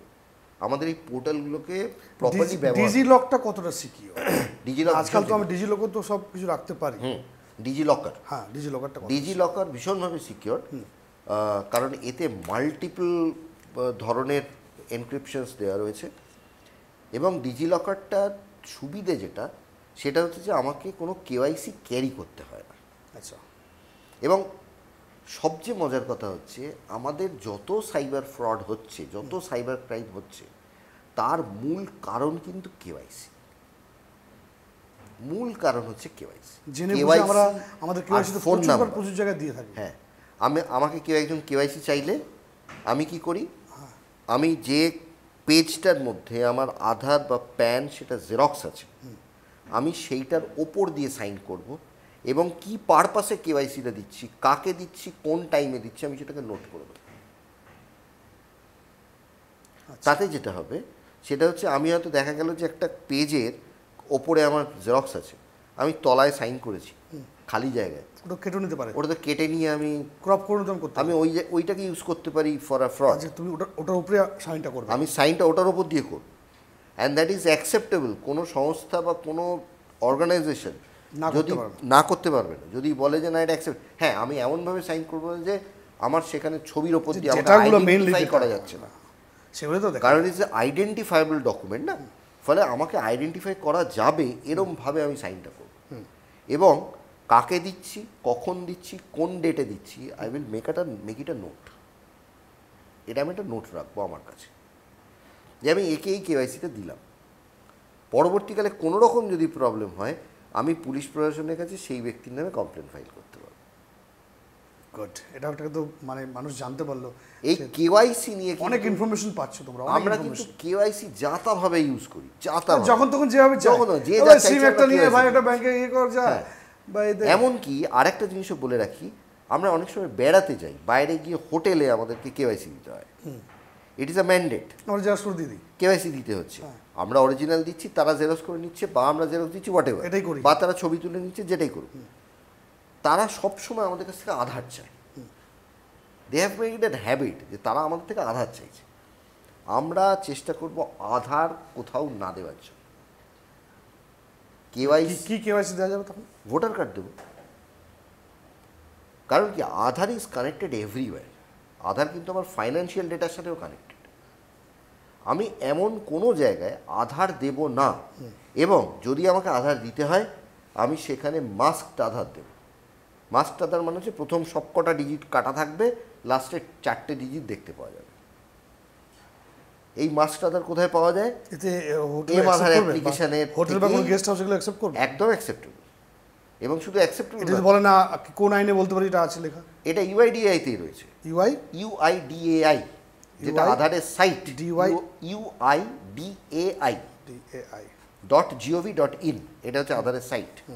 এই সাইটটা দিয়ে রাখো তোমরা। একদম, এই আধারের সাইটেই কিন্তু এটা ম্যান্ডেট করা রয়েছে যে আধার ডকুমেন্টেশন হিসেবে দেওয়া, সেটা কিন্তু আমাদের ম্যান্ডেটারি নয়। যদি আমরা আধার দিই তাহলে কিন্তু আমরা মাস্কড আধার দিতে পারি। যে ভেরিফাইং অথরিটি, এক্ষেত্রে ডিজিলকটাকে ইউজ করতে পারি আমরা? ডিজিলক ইউজ করতে পারি, 100% ইউজ করতে পারি, কারণ সেখানে আমার ডিজিটালি ভেরিফাইড আধার আছে। হ্যাঁ, আমি সেটাকে ব্যবহার করতে পারি। ফলে আমরা চেষ্টা করব কি, আমরা ড্রাইভিং লাইসেন্স দেব, আমাদের দরকার হলে আমরা, কারণ আমাদের একটা ফটো আইডি দরকার হলে আমরা ভোটার কার্ড দেব। That is the most safest option. আমি আধার ইউজই করব না। আমি যেখানে যেখানে যাই আমি সর্বত্র জায়গাতেই ভোটার কার্ড ব্যবহার করি। এখন তো না অনলাইন বেসড ব্যবসাও আছে। হ্যাঁ, অনলাইন বেসড ব্যবসা চলছে। মানে অনলাইন বেসড বৈধ যে টার্মস অ্যান্ড কন্ডিশন বা প্রাইভেট পলিসি আমরা কীভাবে তৈরি করবো যদি কোনো অনলাইন ব্যবসা স্টার্ট করতে চাই? কোনটা বুঝবো, কোনটা করা উচিত, কোনটা? যদি আমরা স্টার্ট করতে চাই, আমাদের কিন্তু একটা জিনিস ভয়ঙ্করভাবে মাথায় রাখতে হবে, সেটা হচ্ছে যে আমাদের এখন প্রেজেন্টলি, যদিও এখনও সেটা লাগু হয়নি, সেটা হচ্ছে digital data protection and privacy act আছে, যেটাকে আমরা ডিপিডিপি বলে থাকি। তাহলে এই ডিপিডিপি যে অ্যাক্টটা, এই অ্যাক্টের মধ্যে আমাদের যে কোনো একটা অনলাইন ব্যবসার ক্ষেত্রে কি কি ম্যান্ডেট আছে সেগুলো আমাদের বলা রয়েছে। ফলে সেক্ষেত্রে আমাদেরকে ওই বিষয়গুলোকে আমাদের terms and conditions, privacy policy সমস্ত কিছুর মধ্যে ইনকর্পোরেট করে রাখতে হবে। এবং আমরা এখন যে কোনো একটা জায়গাতে একটা পেমেন্ট প্ল্যাটফর্মকে যদি অ্যাড করতে চাই আমাদের কোনো ওয়েবসাইটের মধ্যে, তারা কিন্তু এখন ওই ডকুমেন্টগুলোকে প্রপারলি ভেরিফাই করেই তবেই ওই গেটওয়েটা আমাদেরকে অ্যালাউ করে। তাদেরকে কিন্তু প্রপারলি ওই ডকুমেন্টেশনটা দেখাতে হয়, এবং তার জন্য রিটার্ন পলিসি কী আছে, তার জন্য সমস্ত কী কী ডকুমেন্ট প্রয়োজন, সমস্ত কিছু তার মধ্যে দেওয়া রয়েছে। এবং আমাদের উচিত হচ্ছে, যে কোনো অর্গানাইজেশন তার উচিত হচ্ছে যে আমরা অবশ্যম্ভাবীভাবে যে ক্লায়েন্টের ডেটা নিয়ে কাজ করছি, আমাদেরকে ওই ক্লায়েন্টের ডেটা প্রপারলি মেনটেন করতে হবে উইথ প্রোটেকশন। সাফিসিয়েন্ট মেজার নিতে হবে for protecting the data, step by step সেগুলোকে মানে একদম মানে তার সাফিসিয়েন্ট মেজার নিতে হবে। আমি এত ক্যাজুয়ালি রাখলাম যে পরবর্তীকালে দেখা গেলো যে আমার একটা সার্ভার, সেই সার্ভারটা হ্যাকড হয়ে গেল, আমার ক্লায়েন্ট ডেটা চলে গেল, তাহলে কিন্তু ওই ক্লায়েন্ট আমার এগেন্সটে মামলা করতে পারে, ডিপিডিপি অ্যাক্টে হোক। মানে আমি কোনো একটা কোম্পানির ওয়েবসাইট বানালাম, কোনো একটা থার্ড পার্টিকে দিয়ে বা যারা ওয়েব ডিজাইন করে তাদেরকে দিয়ে একটা কোম্পানির ওয়েবসাইট বানালাম। আমার ওয়েবসাইটের আমি ব্যাকএন্ডও বানালাম এবং একটা সিআরএম প্রজেক্টও বানালাম। সেক্ষেত্রে যদি কোনোভাবে সেটাকে হ্যাক হয়ে যায় বা তার জন্য কি মানে আমি কি করতে পারি, মানে আমি যে ওয়েবসাইটে বানিয়ে তাদের প্রথম কথা হচ্ছে যদি হ্যাক নিতে পারি, একদম প্রথম কথা হচ্ছে যদি হ্যাকড হয় তাহলে তো আমাকে ইমিডিয়েটলি পুলিশকে জানাতে হবে যে আমার এটা হ্যাকড হয়েছে। এবং দ্বিতীয় হচ্ছে অ্যাজ পার আমাদের ডিপিডিপি ম্যান্ডেট যেটা করতে লাগবে সেটা হচ্ছে যে সাবস্ক্রাইবার্স তাদেরকেও আমাদের ইমিডিয়েটলি ইনফর্ম করে দিতে হবে যে উই হ্যাভ বিন হ্যাকড। এটা কিন্তু সাবস্ক্রাইবারের রাইট জানা, যে আমি যে প্রোফাইলকে বা আমি যে ওয়েবসাইটকে আমার ডেটা প্রোভাইড করেছি সেই ডেটা যে হ্যাকড হয়েছে এটা জানার রাইট কিন্তু সাবস্ক্রাইবারের আছে অ্যাজ পার ল। ঠিক আছে, ফলে এটা হচ্ছে এটা খুব ইম্পর্ট্যান্ট অ্যাসপেক্ট। তাছাড়া আরও অনেক ম্যান্ডেট আছে। এই যে ডিপিডিপির কথা বলছি, বা আরেকটা আইন আছে যেটাকে বলে হচ্ছে সোশ্যাল মিডিয়া, যেটা digital social media ethics code 2021, হ্যাঁ, এটা কিন্তু একটা rule under the IT act. হ্যাঁ, তো এই রুলেও কিন্তু বলা রয়েছে যে যারা ইন্টারমিডিয়ারিজ আমরা কাদের বলি, যারা ডেটা নিয়ে কাজ করে তাদেরকে আমরা বলি ইন্টারমিডিয়ারিজ। এই ইন্টারমিডিয়ারিজকেও কিন্তু নর্মাল ইন্টারমিডিয়ারি এবং সিগনিফিক্যান্ট সোশ্যাল মিডিয়া ইন্টারমিডিয়ারি দুটো ভাগে ভাগ করা আছে। যাদের 5 মিলিয়ন প্লাস সাবস্ক্রাইবার তারা হচ্ছে সিগনিফিক্যান্ট সোশ্যাল মিডিয়া ইন্টারমিডিয়ারি। তাদের জন্য তাদেরকে রেজিডেন্ট অফিসার রাখতে হবে, তাদেরকে এখানে ডিসপিউট রেজলিউশনের জন্য লোক রাখতে হবে, তাদের অবশ্যম্ভাবীভাবে একটা অফিস থাকতে হবে ইন ইন্ডিয়া, যদি সেটা বাইরের কোম্পানি হয়। এই রুলসগুলো রয়েছে, যে কারণে কি মাঝখানে একবার মনে আছে ইনস্টাগ্রাম বলেছিল যে আমি এই রুলগুলো মানবো না, তখন বলেছিল ঠিক আছে তুমি ইন্ডিয়া থেকে চলে যাও। তখন ইনস্টাগ্রাম আবার ওই রুলগুলো মেনে অ্যাডিয়ার করতে হলো। এছাড়া অপশন ছিল না, তার কারণ India is the biggest market. কে লুজ করতে চাইবে, ফলে তখন কিন্তু তারা আবার এসছিল এই প্রজেক্টে, মানে ওই রুলের আন্ডারে এসছিল। ফলে এক্ষেত্রে কিন্তু এটার ম্যান্ডেটারি সবাইকে ওই রুলটা মানতেই হবে। এবং সেখানেই বলা রয়েছে যে সোশ্যাল মিডিয়া ইন্টারমিডিয়ারি যারা সাবস্ক্রাইবার্স নিয়ে কাজ করে তাদেরকে কিন্তু সাবস্ক্রাইবার্স ডেটার প্রোটেকশন ম্যান্ডেটারিলি রাখতে হবে। তার জন্য যা যা ইনফ্রাস্ট্রাকচার দরকার সমস্ত ইনফ্রাস্ট্রাকচার তাকে রাখতে হবে। You can charge me but you should keep all the infrastructures to keep the subscribers data protected. আজকে আমার ওয়েবসাইট যারা বলতে হবে, হ্যাঁ, এটা কিন্তু mandate as per that rule 2021 রুলে এটা ম্যান্ডেট রাখতেই হবে। এবং তার জন্য কিছু কমপ্লায়েন্স আছে, সেই কমপ্লায়েন্সগুলো আমরা প্রোভাইড করে থাকি, যে এই প্রসেসে এগুলো করা হয় বা এগুলো, বা তার কিছু ডকুমেন্টেশন। মানুষ ধরুন ফেসবুক বা ইনস্টাগ্রাম বা আছে ওদের যে মানে হ্যাক হয়ে যায়, বা এই যে ধরো ছোট ছোট ব্যবসা, ধরো কেউ একজন একটা ফেসবুকেই হোক বা একটা ছোট প্ল্যাটফর্মই হোক, তিনি একটা তো শাড়ি ব্যবসা করছেন, একজন গৃহবধূ তিনি একটা শাড়ি ব্যবসা হতেই পারে। হ্যাঁ, শাড়ি দেখাচ্ছে, লাইভ করছে, লাইভ করছেন, তাই দিয়ে বিজনেস হচ্ছে, ভালোই করছে আমাকে। তিনি কিন্তু সোশ্যাল মিডিয়া ইন্টারমিডিয়ারি। আচ্ছা, এটা ভাবার কোনো কারণ নেই যে তিনি ছোট ব্যবসা বলে সমস্ত কিছু মাফ হয়ে যাবে তার, ঠিক আছে? মানছেন না তো, মানছেন না, কিন্তু তিনি কিন্তু সোশ্যাল মিডিয়া ইন্টারমিডিয়েট। যদি কোনো ব্যক্তি তার কাছ থেকে শাড়ি পারচেস করতে গেল, তাহলে কি হলো, আমি তাকে অনলাইন পেমেন্ট করলাম। আমি অনলাইন পেমেন্ট করলাম মানে কি, আমার পেমেন্ট ক্রেডেনশিয়াল তার কাছে গেল, আমার নাম ঠিকানা তার কাছে গেল, কোনো কারণে তার যে প্রোটেকশন, সেই প্রোটেকশনটা হ্যাম্পার্ড হলো, তার প্রোফাইল থেকে তার যত ডেটা সেগুলো চলে গেল অন্য জায়গায়। আই ক্যান সু দ্যাট পারসন, বিকজ সে আমার ডেটাকে প্রপারলি প্রোটেক্ট করবার জন্য মেজার নেয়নি। ফলে এটা কিন্তু আমার ফেসবুক অ্যাকাউন্ট ধরুন, আমি ইন্টেরিয়র কাজ করি, মানে সেখানে তো ক্লায়েন্ট দেখছে, সেখান থেকে দেখো ক্লায়েন্ট আসছে, ফলে এটা কিন্তু প্রপার প্রোটেকশন নেওয়াটা দরকার। এবং আমরা সাধারণ মানুষরা তাহলে প্রোটেকশনটা কিভাবে, frankly speaking, we are not all the aware of the fact, we are not well equipped about all those information. এবার তাহলে adequately এটা অ্যাওয়ারনেসটা করতে হবে। এবার প্রশ্ন হচ্ছে যে আমরা তাহলে সাধারণ মানুষ হিসেবে, ছোট ব্যবসায়ী হিসেবে আমরা কি কি প্রোটেকশন নেব? আমি যদি একটা ফেসবুক ব্যবহার করি, আমি যদি একটা জিমেল ব্যবহার করি, আমি যাই করি না কেন, সেটার প্রোটেকশনটা কিন্তু পাসওয়ার্ড নয়। পাসওয়ার্ড আমাদেরকে সাফিসিয়েন্ট, পাসওয়ার্ড আজকাল কোনো প্রোটেকশনই না, কোনো প্রোটেকশনই না, যে দ্যাট ক্যান বি হ্যাকড বা দ্যাট ক্যান বি ক্র্যাকড। দাদা, আমাদের যেটা করার প্রয়োজন, নর্মাল হ্যাকারও করেছে ওগুলো, আমাদের যেটা করার প্রয়োজন সেটা হচ্ছে যে আমাদেরকে প্রপারলি একটা 2 ফ্যাক্টর অথেন্টিকেশন রাখতে হবে। 2 ফ্যাক্টর, যেটা এখন অপশন সব জায়গাতে আছে, এই সমস্ত জায়গাতে রয়েছে, সব সোশ্যাল মিডিয়াতে অথেন্টিকেশনটা কিন্তু আমাদের ভীষণভাবে প্রয়োজন, এটা কিন্তু রাখতে। কমন ক্রাইমগুলো কি কি হচ্ছে, মানে সাইবারে মেইনলি কমন ক্রাইমগুলো কি কি? হ্যাঁ, কমন ক্রাইম বলতে দেখো আমরা কয়েকটা জিনিসকে ডিভাইড করতে পারি। প্রথমে যেটা বললাম যে একটা অফেন্স এগেনস্ট পার্সোনাল অফেন্সেস কিছু এরকম হতে পারে, যেখানে আমরা সোশ্যাল মিডিয়া ব্যবহার করছি, বা ধরো একটা ইমেল আইডি ব্যবহার করছি, বা কিছু একটা প্রোফাইল ব্যবহার করছি, সেই সবের ক্ষেত্রে আমাদের কাছে কিছু কমন ক্রাইমস আসতে পারে। তাছাড়া যেটা আসতে পারে, এবং সেক্ষেত্রে কিন্তু আমাদের না, আমরা আরেকটা জিনিস যেটা প্রবলেমে পড়ি, সেটা হচ্ছে যে অনেক সময় কি পাই যে আমাদের প্রচুর ডেটা লস হয়।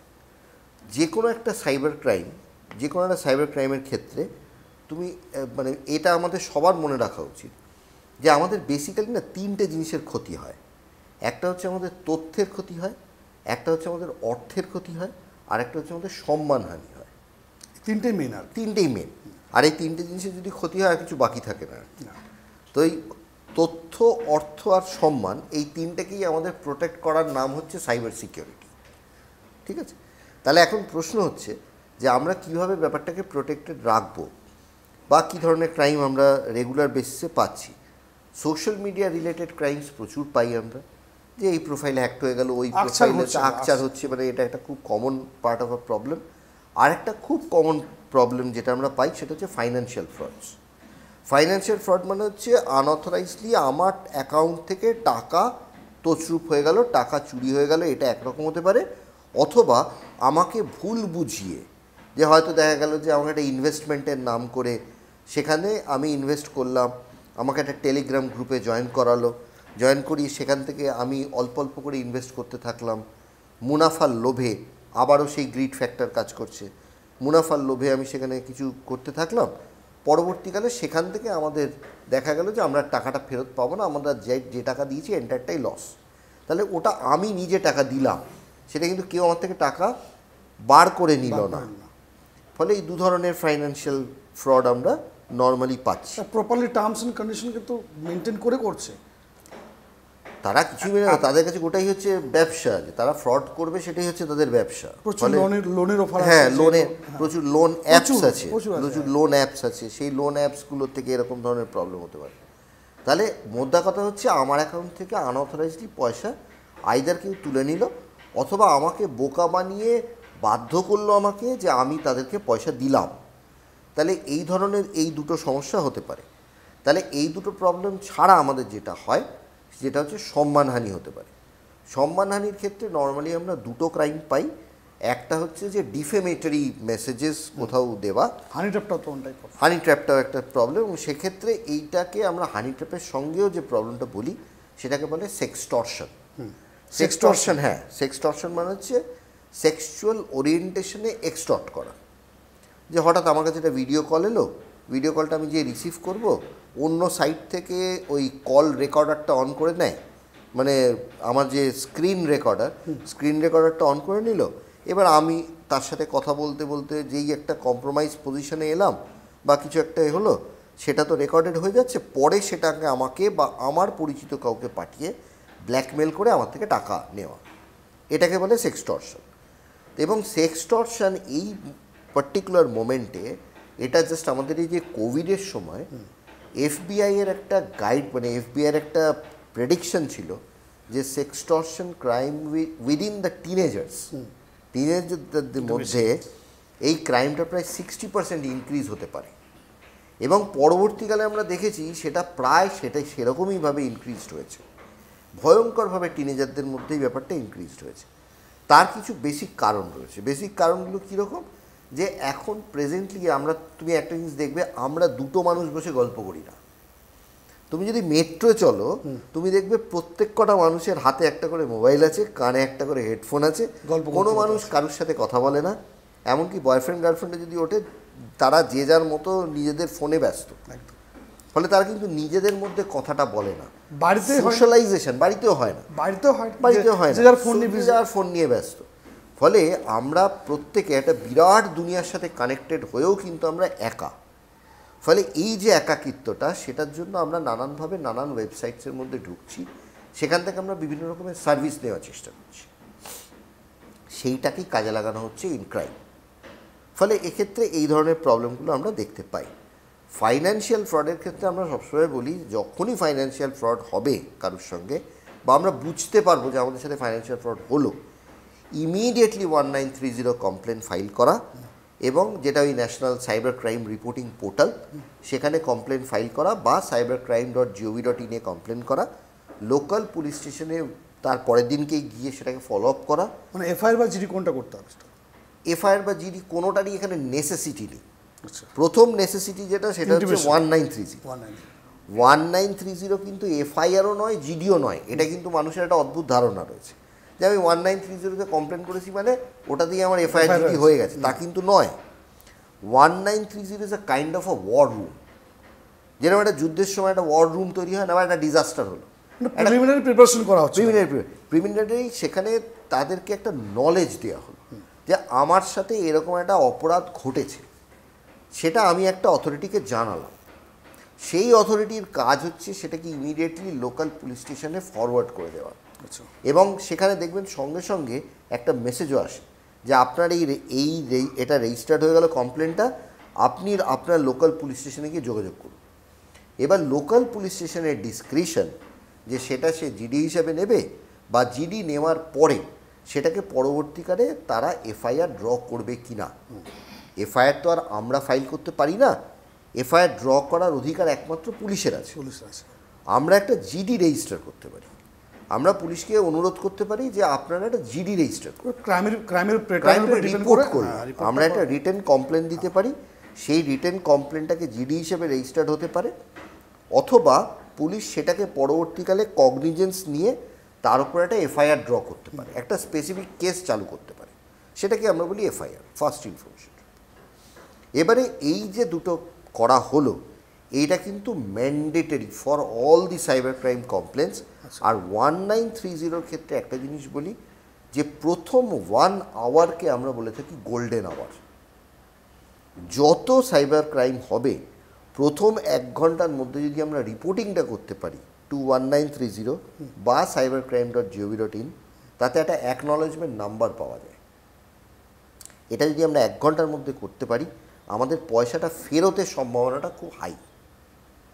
যদি সেটা ক্যাশ উইথড্র রিকভারি করাটার রেটটা হাই, এবং সেটা পরবর্তীকালে যখনই 1930 কমপ্লেন হবে, যারা কমপ্লেন করছেন তারা ইমিডিয়েটলি পুলিশকে ইনফর্ম করে দেন। এবং ইট ইজ এ 1930 সাথে কিন্তু প্রত্যেক কটা ব্যাঙ্ক ইজ কানেক্টেড, ফলে সেই ব্যাংকের কাছেও ইনফরমেশান চলে যায়, ব্যাঙ্ক অ্যান্ড ফাইন্যান্সিয়াল ইনস্টিটিউশনসের কাছে, তারা কিন্তু অনবোর্ডেড ইন 1930, মানে ন্যাশনাল সাইবার ক্রাইম রিপোর্টিং পোর্টালে প্রত্যেকটা ব্যাঙ্কস অ্যান্ড ফাইন্যান্সিয়াল ইনস্টিটিউশন অনবোর্ডেড। ফলে তাদের কাছেও ইনফরমেশন চলে গেল যে এই অ্যাকাউন্টের এগেনস্টে একটা ফ্রড রিপোর্ট হলো, তার সত্যতা অসত্যতা কিন্তু পরে ফাইন্যান্সিয়াল বলছো রাশিদা, রিসেন্টলি একটা আমার অফিসিয়াল স্টাফের সাথে এরকম ঘটনা ঘটেছে যে হঠাৎ করে সে জানতে পারলো তার অ্যাকাউন্টে 4,000 টাকা ব্লক, ব্যাংক থেকে ব্লক হয়ে গেছে। তার একটা মেন স্ট্রিম ইন্ডিয়ার ব্যাংক আছে, মানে প্রাইভেট ব্যাংক, সেখানে তার ওই টাকাটা ব্লক হয়ে গেল। সে ভাবছে এই 4,000 টাকাটা আবার ব্লক হলো কেন। সে ব্যাংকে গেল, ব্যাংকে ওকে একটা মানে অ্যাকনোলেজমেন্ট যে নাম্বারটা বললে ওই নাম্বারটা দিল, বলে এই নাম্বারটি নিয়ে আপনি সাইবার পুলিশ স্টেশনে যান। ও রীতিমতো গেল, ও বলছে টাকাটা ফ্রডের টাকা। ও ভাবছে ভাই আমি তো এটা একটা ফ্রড টাকা হবে আমার প্রবলেম, মানে কিরকম ধরো আজকে না, ও ভাবছে তো নর্মাল মানে টাকা নেয়। ও বলছে এই অমুক একটি মানুষের থেকে তোমার যে টাকাটা এসেছিল, ও দেখছি বলছে আমি তো ওকে কাজ দিয়েছি। ও বলছে যে আমি তো ওকে মাল দিয়েছি, অপারেশনাল কিছু মাল দিয়েছি, সেই কারণে আমি ওনার থেকে টাকা নিয়েছি। ওনার টাকাটা ফ্রড টাকা আমি কী করে বুঝবো? বলছে না, ওনার টাকাটা ফ্রড ছিল, সেই জন্য তোমার অ্যাকাউন্টে এসে তোমার টাকাটা ব্লক। এবার আমি ধরো একটা সার্ভিস প্রোভাইডার, আমি something I am providing some services and I am taking money from you. আমার অ্যাকাউন্টে তুমি সার্ভিস দিচ্ছ অথবা প্রোডাক্ট সেল করছো। Why should I be victim? আমি কি করে ভিকটিম হচ্ছি? আমার টাকাটা ওই টাকা তুমি হয়তো ফ্রডের টাকা দিয়েছো আমাকে দিলে, বা তুমি কারোর থেকে নিয়েছো, সেটা তার ফ্রডের টাকা। এই যে একটা মানে স্পঞ্জিভাবে ব্যাপারটা, এটাকে আমরা বলে থাকি লেয়ার্স। তুমি যদি এটাকে দেখো তাহলে দেখবে যে প্রথম যে ফ্রডটা করলো, সে যে প্রথম অ্যাকাউন্টে টাকাটা পাঠালো, সেই অ্যাকাউন্টটাকে বলা হয় লেয়ার 1। এই লেয়ার 1 এবার হয়তো 1 লক্ষ টাকা ফ্রড হয়েছে, এই 1 লক্ষ টাকা লেয়ার 1-এ ঢুকলো, সে তো 5টা অ্যাকাউন্টে সব টাকা বলে। এবারে 5টা অ্যাকাউন্টেও নয়, লেয়ার 1-এ 1 লক্ষ টাকা ঢুকলো। লেয়ার 1 পরের দিন সকালবেলা পাড়ার দোকানে গিয়ে 2 টাকা দিয়ে একটা পেন কিনলো। পাড়ার দোকানের এখানে কোনো দোষ নেই যে সে ওই পেনটা কেন বেচলো, সেম। এবার 2 টাকা সে অনলাইন পেমেন্ট করলো তার ওই ফ্রডের অ্যাকাউন্টটা থেকে। এবার প্রথমে হয়তো রেকর্ডেড হলো যে প্রথম ফ্রড অ্যাকাউন্টটা ফ্রড রেকর্ডেড হলো, বা সেখানে একটা লেয়ার 1 হলো। তারপরে যাকে পেন বেচলো সে হয়ে যাবে লেয়ার 2। এরকমভাবে আস্তে আস্তে এটা পেন বেচে লোকটা আরো টাকা, সে হয়তো তার মহাজনকে পেমেন্ট করলো, তাই সে হয়ে যাবে লেয়ার 3। মহাজন হ্যাঁ, ডিস্ট্রিবিউটর করলো লেয়ার 3, লেয়ার 4, এরকমভাবে চলতে থাকবে। এটার কারণটা সলিউশনটা কি? আমি তো নিনি। হ্যাঁ, এটার কারণটা I have not done fraud, মানে আমার স্টাফটার বক্তব্য বলছে দাদা I have not done fraud, exactly I have taken the money genuinely, হ্যাঁ সার্ভিস দিয়ে দিয়েছি, আমার টাকাটা আটকাবে কেন? এবার এটার প্রশ্ন হচ্ছে দুটো। প্রশ্নটা হচ্ছে সেই ভিকটিম যদি তোমার কাছে যায় তুমি তাকে কি টাকা দিবে?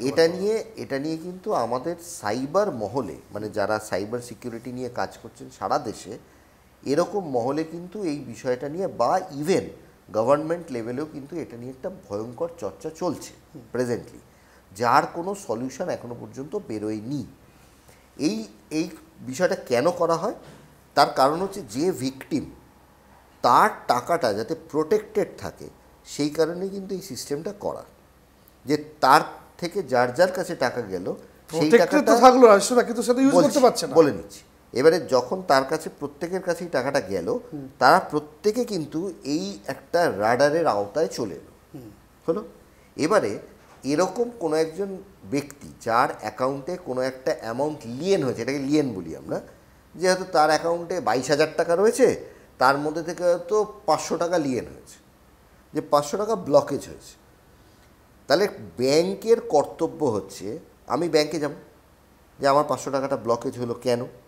ব্যাংকের কর্তব্য হচ্ছে ব্যাংক ইমিডিয়েটলি ওই ভদ্রলোককে জানাবেন যে কোন থানার, দেশের কোন জায়গাকার কোন থানার কোন কমপ্লেনের বেসিসে, এই কেসের বেসিসে এই 500 টাকাটা ব্লকেজ হলো। এটা ব্যাংকের কর্তব্য জানানো।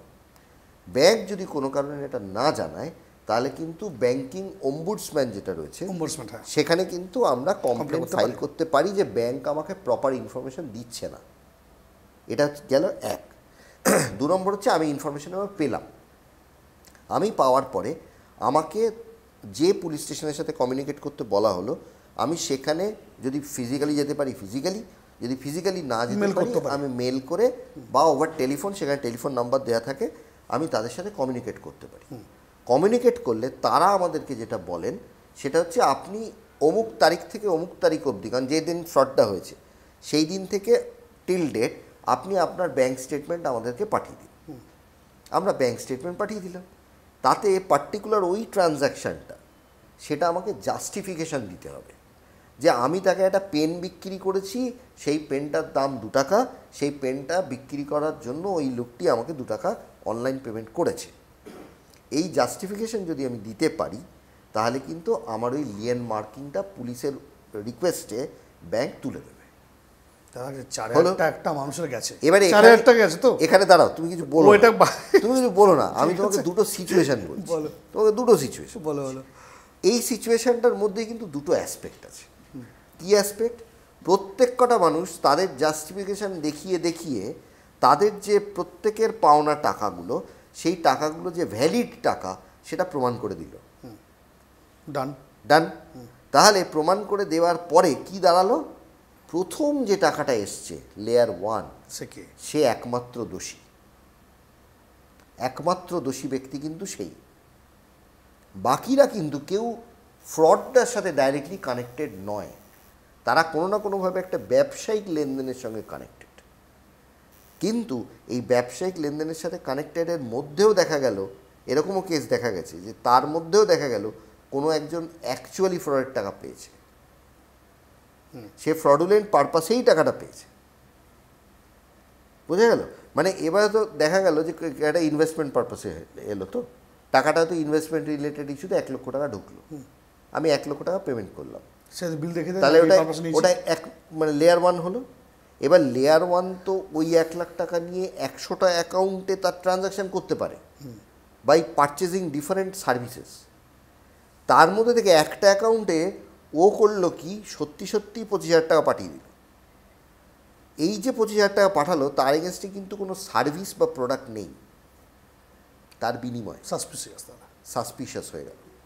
তার মানে আমার ওই পার্টিকুলার অ্যাকাউন্টটাকে আমি সাসপিশন অ্যাকাউন্টের মধ্যে আনতে পারবো, পুলিশ ইনভেস্টিগেশন এগুলো আসবে, আর বাকিরা বেরিয়ে যাবে। এমন কেসও দেখেছি রাশিয়াতে, যে সার্ভিস প্রোভাইডার তো নয়, বন্ধুর খাতিরে আমার এখন মানে এটিএমটা ব্লক আছে, তোকে 10,000 টাকা পাঠাচ্ছি, তুই একটু ক্যাশ তুলে নিয়ে আমাকে দিয়ে। হ্যাঁ, এই ক্ষেত্রে এরকম কেস আমি পেয়েছি, যে ক্ষেত্রে এরকমভাবে বহু বন্ধুরা ফেসে গেছে। এক্ষেত্রে আমাকে বহু মানুষ বলেন যে আমি তোমাকে 500 টাকা দিচ্ছি, তুমি আমার অমুক অ্যাকাউন্টে একটু 500 টাকা পাঠিয়ে দাও, অনলাইন করে দাও। এগুলো করা উচিত কি উচিত না? একেবারেই উচিত নয়। সে যতই বন্ধুত্ব থাকুক না, একেবারেই উচিত নয়। মানে যদি রিলেটিভ হলে তাহলেও উচিত নয় করা। হ্যাঁ, যদি এখন বাড়ির লোক কেউ বলে সেটা আমি অবশ্যই, তখন আমাকে করতেই হবে, সেটা অবশ্যই। কিন্তু মানে অপরিচিত ব্যক্তির ক্ষেত্রে তো একদমই নয়। কিন্তু রাইস, তুমি যেভাবে সহজভাবে বলে দিলে যে এটার মানে যে লাস্ট পে টাকাটা নিয়েছে সে সার্ভিস প্রোভাইড করেছে, সে প্রমাণ দিলে সে টাকাটা পেয়ে যাবে ছেড়ে, একদম। এই 4,000 টাকার জন্য তাকে এত মাথা পিছিয়ে যে 4 জায়গায় ঘুরতে হবে, তার তো 10,000 টাকা খরচা হয়ে যাবে গো। এটা তো 10,000 টাকা খরচা হয়ে যাবে, তাহলে সে 4,000 টাকা ব্লক থাকুক, অসুবিধা নেই। তার যদি ভায়াবিলিটি তাই করেছে, সে বলে অ্যাকাউন্টটাই বন্ধ করে তার যে নতুন অ্যাকাউন্ট খুলে নিল, আর কি করবে? এবার নতুন অ্যাকাউন্ট যদি খোলে, এটা একটা সমস্যা। সমস্যাটা হচ্ছে কি, আমি যদি জাস্টিফিকেশনটা না দিই to the law enforcement agency, আমি কিন্তু তাদের ওই সাসপিশন লিস্টে রয়ে গেলাম। হয়তো 5 বছর বাদে হলেও কি 2 বছর বাদে হলেও আমার কাছে একটা পুলিশ থেকে নোটিশ আসতে পারে যে তুমি অমুক সালে অমুক দিনে ওই যে ট্রানজাকশানটা করেছিলে সেটা জাস্টিফিকেশন দাও। তখন আমার মনে নাও থাকতে পারে। তার থেকে বেটার হচ্ছে, যদি আমার অ্যাকাউন্ট লিয়েন হয়ে থাকে, অ্যাকাউন্টে কোনো পয়সা বা আমার অ্যাকাউন্ট ব্লকেজ হয়ে থাকে, তাহলে কিন্তু ইমিডিয়েটলি পুলিশের কাছে গিয়ে ব্যাপারটা জাস্টিফিকেশান দিয়ে দেওয়াটা ভালো। অনেক সময় এরকম হলো, আমার কাছে আর এরকম একটা কেস রয়েছে, একজন ভদ্রমহিলা, তিনি তার সাথে একজনের রিলেশন ছিল, তার অনুরোধে সে একটা অ্যাকাউন্ট খোলে ওই ভদ্রমহিলার নামে। এবারে সে ওই ভদ্রমহিলার অ্যাকাউন্টে কিছু ফ্রডুলেন্ট ট্রানজ্যাকশন করেছে, তারপর এখন আর রিলেশন নেই, এদের সাথে কোনো সম্পর্ক নেই, পুলিশ এখন এই ভদ্রমহিলাকে নিয়ে টানাটানি করছে, কারণ যেহেতু KYC তো ভদ্রমহিলার নামে, উনি কিছু জানেনই না, ওনার কোনো ইনফরমেশনই নেই।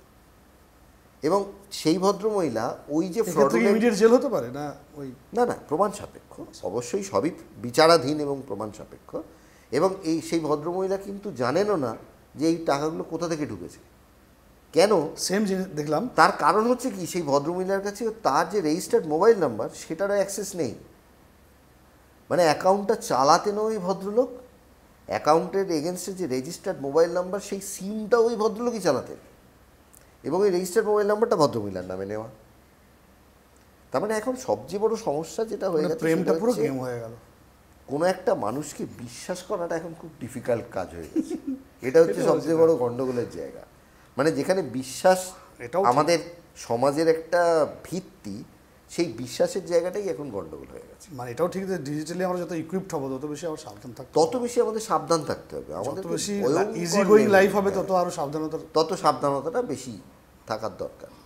বাচ্চাদের ক্ষেত্রে বিভিন্ন রকমের ইস্যু আমরা পাচ্ছি। এটা তো গেল বয়স্করা ভয়ঙ্করভাবে এফেক্টেড হন ইন ফাইন্যান্সিয়াল ফ্রড, অমুক তমুক। হঠাৎ করে খুব গেমে এফেক্টেড, নাতি নাতনি হয়তো বাইরে থাকে, নাতি নাতনির গলা করে ভয়েস মেসেজ এলো, হ্যাঁ সেটা তো হচ্ছে, হ্যাঁ হলো আমি ভীষণ বিপদে আছি, ইমিডিয়েটলি আমাকে এই অ্যাকাউন্টে টাকা পাঠাও। এআই দিয়ে ভয়েস করে, এআই দিয়ে ভয়েস ক্লোনিং করে আমার করা হলো, পাঠা দাদুর আমার ফোনটা হারিয়ে গেছে, তুই এক কাজ কর, আমি একটা লোকের ফোন থেকে ফোন করছি, তুই এনে একটা পাঠাচ্ছি হোয়াটসঅ্যাপ স্ক্যানার, তুই পাঠা টাকাটা, তাহলে আমি ফোনটা পেয়ে যাবো। যখনই কিছু একটা ইমার্জেন্সি কারণে এরকম কিছু আসবে, প্রথম মানুষের যেটা করণীয় সেটা হচ্ছে go for a cross check. এমনও হতে পারে অফিসের বস, স্কুলের কলেজের যারা প্রিন্সিপাল ডিরেক্টরস, তাদের নাম করে মেসেজ আসছে টু দ্য সাবঅর্ডিনেটস, আমি অমুক জায়গায় ফেসে রয়েছি, আমার এই টাকাটা ইমিডিয়েটলি আমাকে পাঠিয়ে দাও অমুক অ্যাকাউন্টে, নাহলে আর আমাকে ফোন করো না, আমি একটা মিটিংয়ে ব্যস্ত আছি। সাবঅর্ডিনেট তার কল করবে না ভয়। ডাব্লিউবিসিএস অফিসার আইপিএসদের নামে চলছে, নামে চলছে, আমার ভাই তো তাদের নামে সাইবারে আছে, হুগলিতে আছে, তাদের ডিএসপি হয়েছে, সাইবার ডিএসপি, ওর নাম করে ফেক অ্যাকাউন্ট খুলে নেওয়া হচ্ছে, দিয়ে টাকা চাওয়া হচ্ছে। ভাই পরের দিন সেই প্রোফাইলটা স্ক্রিনশট করে দিচ্ছে, দেখলাম যে আমার এই অ্যাকাউন্ট থেকে এটা ব্লক করে দিন, এর থেকেও টাকা ছিল দেবেন না কিছু। এবার আমার কাছে এরকম ধরনের কমপ্লেন আসে, আমি বলি যাক আপনি তাহলে সেলিব্রিটি হয়েছেন। মানে এটা সেলিব্রিটি হওয়ার একটা কম্পোনেন্ট। কোনটা বেশি সিকিউর, হোয়াটসঅ্যাপ না টেলিগ্রাম? হোয়াটসঅ্যাপ, আইফোন না মোবাইল ফোন, এই অ্যান্ড্রয়েড ফোন? আইফোন বেশি সিকিউর অবভিয়াসলি, হ্যাঁ আইফোন বেশি সিকিউর। অ্যান্ড্রয়েডের ইয়েটা বেশি, অ্যান্ড্রয়েডের ওপেননেসটা অনেক বেশি। আর দ্বিতীয় কথা হচ্ছে কি, কোনো জিনিসটাই সিকিউর নয়, তার কারণ ইউজারকে ঠিকঠাক থাকতে হবে। আমার কাছে সিস্টেম দেওয়া আছে, আমি সেই সিস্টেমের সেটিং আমাকে জানতে হবে। আমি হয়তো দেখা গেল যে আমার প্রচণ্ড সিকিউরিটি, আমার ডিভাইস আমাকে প্রচণ্ড সিকিউরিটি দেয়, কিন্তু আমি সিকিউরিটি সেটিংস একটা অন রাখিনি, তাহলে আমি কোথা থেকে সিকিউর হব? আমি হোয়াটসঅ্যাপে, আমি জাস্ট কয়েকটা ছোটো ছোটো সেটিং বলে রাখি। হোয়াটসঅ্যাপে আমরা অটো ডাউনলোড অন রাখি না, আমি রাখি না। এর থেকে দুটো সুবিধা হয়। এখন কোনো ফ্রডস্টারকে আপনি দেখবেন না ফোন করে ওটিপি চাইছে না। এখন কিভাবে হয়? লিঙ্ক পাঠাচ্ছে, অ্যাপ পাঠাচ্ছে। এখন তারা লিঙ্ক পাঠাচ্ছে, অ্যাপ পাঠাচ্ছে, .apk ফাইলস পাঠাচ্ছে, ইমিডিয়েট ক্যাশ 5 লাখ, হ্যাঁ download instant, no paper box, কোনো ক্যাশের দরকার নেই। আমি আপনাকে একটা ইনভিটেশন কার্ড পাঠালাম, সেই ইনভিটেশনের মধ্যে একটা এমবেডেড ম্যালওয়্যার ঢুকিয়ে দিলাম, আপনি বুঝতেই পারবেন না। এটা পিডিএফ ফাইল, একটা নর্মাল পিডিএফ ফাইল, কিংবা একটা normal executable file, exe file কিছু পাঠিয়ে দিলাম, বা একটা .apk ফাইল পাঠিয়ে দিলাম, একটা অ্যাপ ফাইল পাঠিয়ে দিলাম, অ্যান্ড্রয়েড প্যাকেজ কিট যেটাকে আমরা বলি এপিকে, ওই সেই অ্যান্ড্রয়েড প্যাকেজ একটা পাঠিয়ে দিলাম, ব্যাস আমি সেটা দিয়ে ডাউনলোড করে দিলাম। আমি যদি অটো ডাউনলোড আর আমার অন থাকে, তাহলে কী হলো, এটা অটো ডাউনলোড হয়ে গেল, আমার ডিভাইসে ডেটা চলে গেল, সব আমার ডেটা তো সব চলে গেল। তারপরে আমার সাথে ফাইন্যান্সিয়াল ফ্রড হবে কি হবে না পরের প্রশ্ন, আমার তো ডেটাগুলো তো সব চলে গেল ইমিডিয়েটলি। এতে দুটো সুবিধা যদি আমরা এটাকে অফ রাখি, প্রথম কথা হচ্ছে যে আমি এই ক্রাইমগুলো থেকে বাঁচব, আর দ্বিতীয় কথা হচ্ছে unnecessary good morning good night message থেকে আমার ফোনটা বাঁচবে, মেমোরিটা বাঁচবে। ফলে এটা হচ্ছে আমাদের খুব ইম্পর্ট্যান্ট যে আমরা auto download media in WhatsApp সেটাকে অবশ্যই অফ রাখব। আমার প্রোফাইলকে আমি লকড রাখবো, আমার প্রোফাইলের ভিজিবিলিটি আমি সেখানে মডিউলেট করে রাখবো সোশ্যাল মিডিয়া প্রোফাইলের। আমার ফ্রেন্ড লিস্ট যাতে কেউ দেখতে না পায় সেটাকে আমাকে ব্লক রাখতে হবে।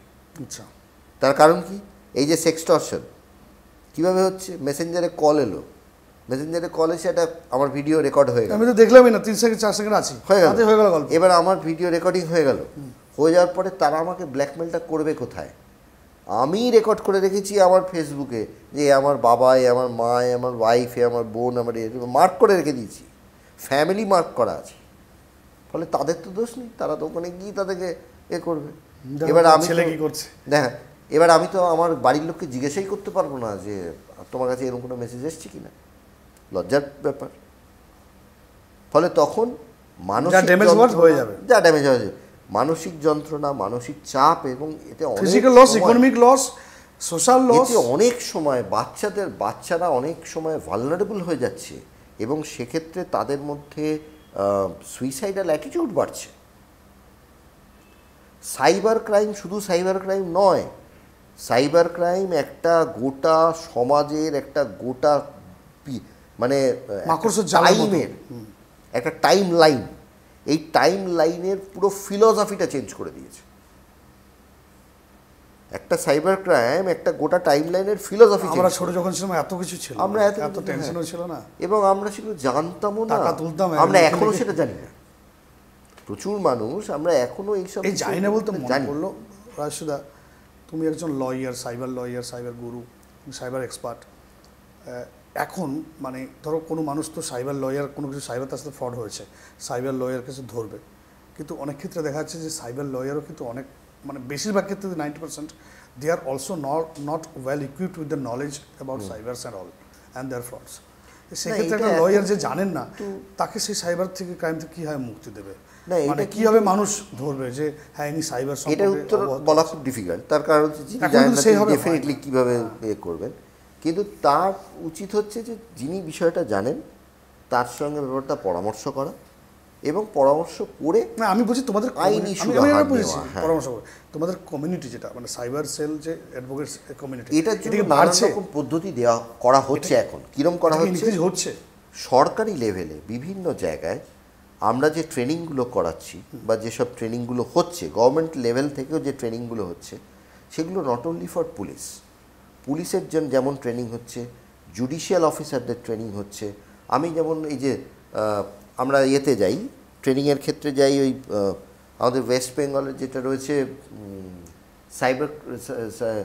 সাইবার সিকিউরিটি মানে যেটা সেন্টার, সেখানে সেন্টার অফ এক্সেলেন্স, সেটা ওয়েবেলের আন্ডারে।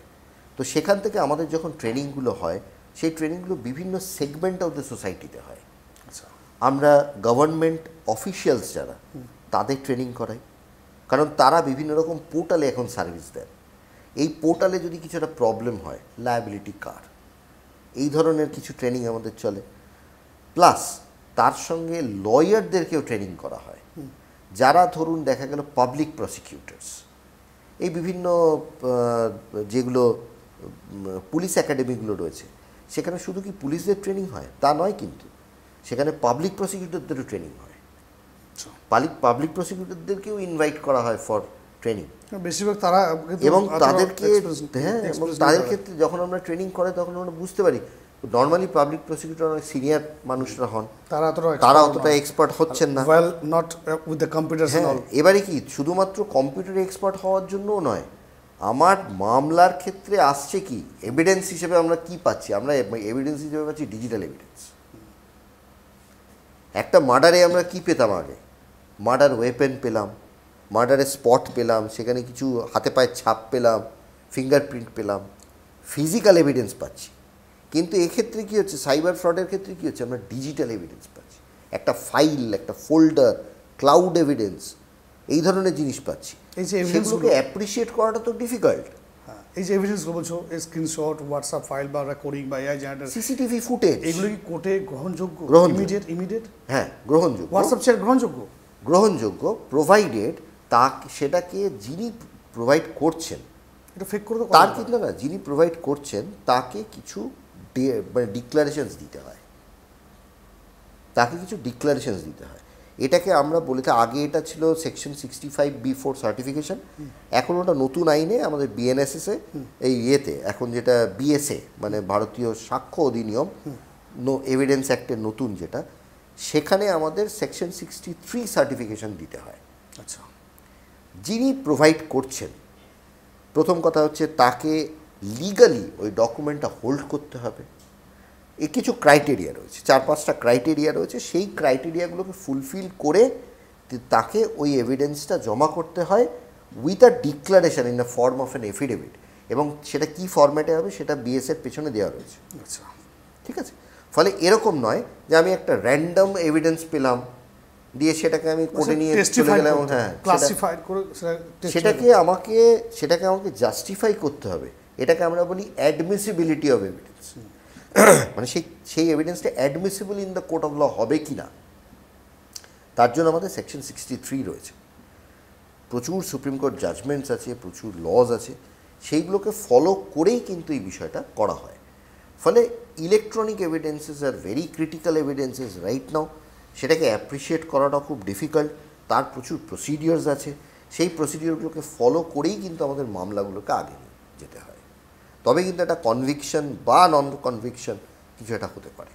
এই মামলাগুলো কি খুব তাড়াতাড়ি হয়? এবং আরেকটা জিনিস বলে রাখি, সাইবারের যদি কোনো মামলা হয়, সাইবারের আলাদা করে কিন্তু কোনো কোর্ট নেই।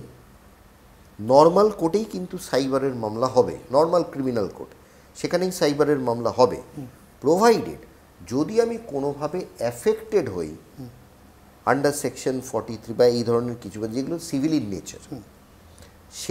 সেক্ষেত্রে আমাদের একটা অথরিটি আছে যার কাছে আমরা কমপ্লেন ফাইল করি।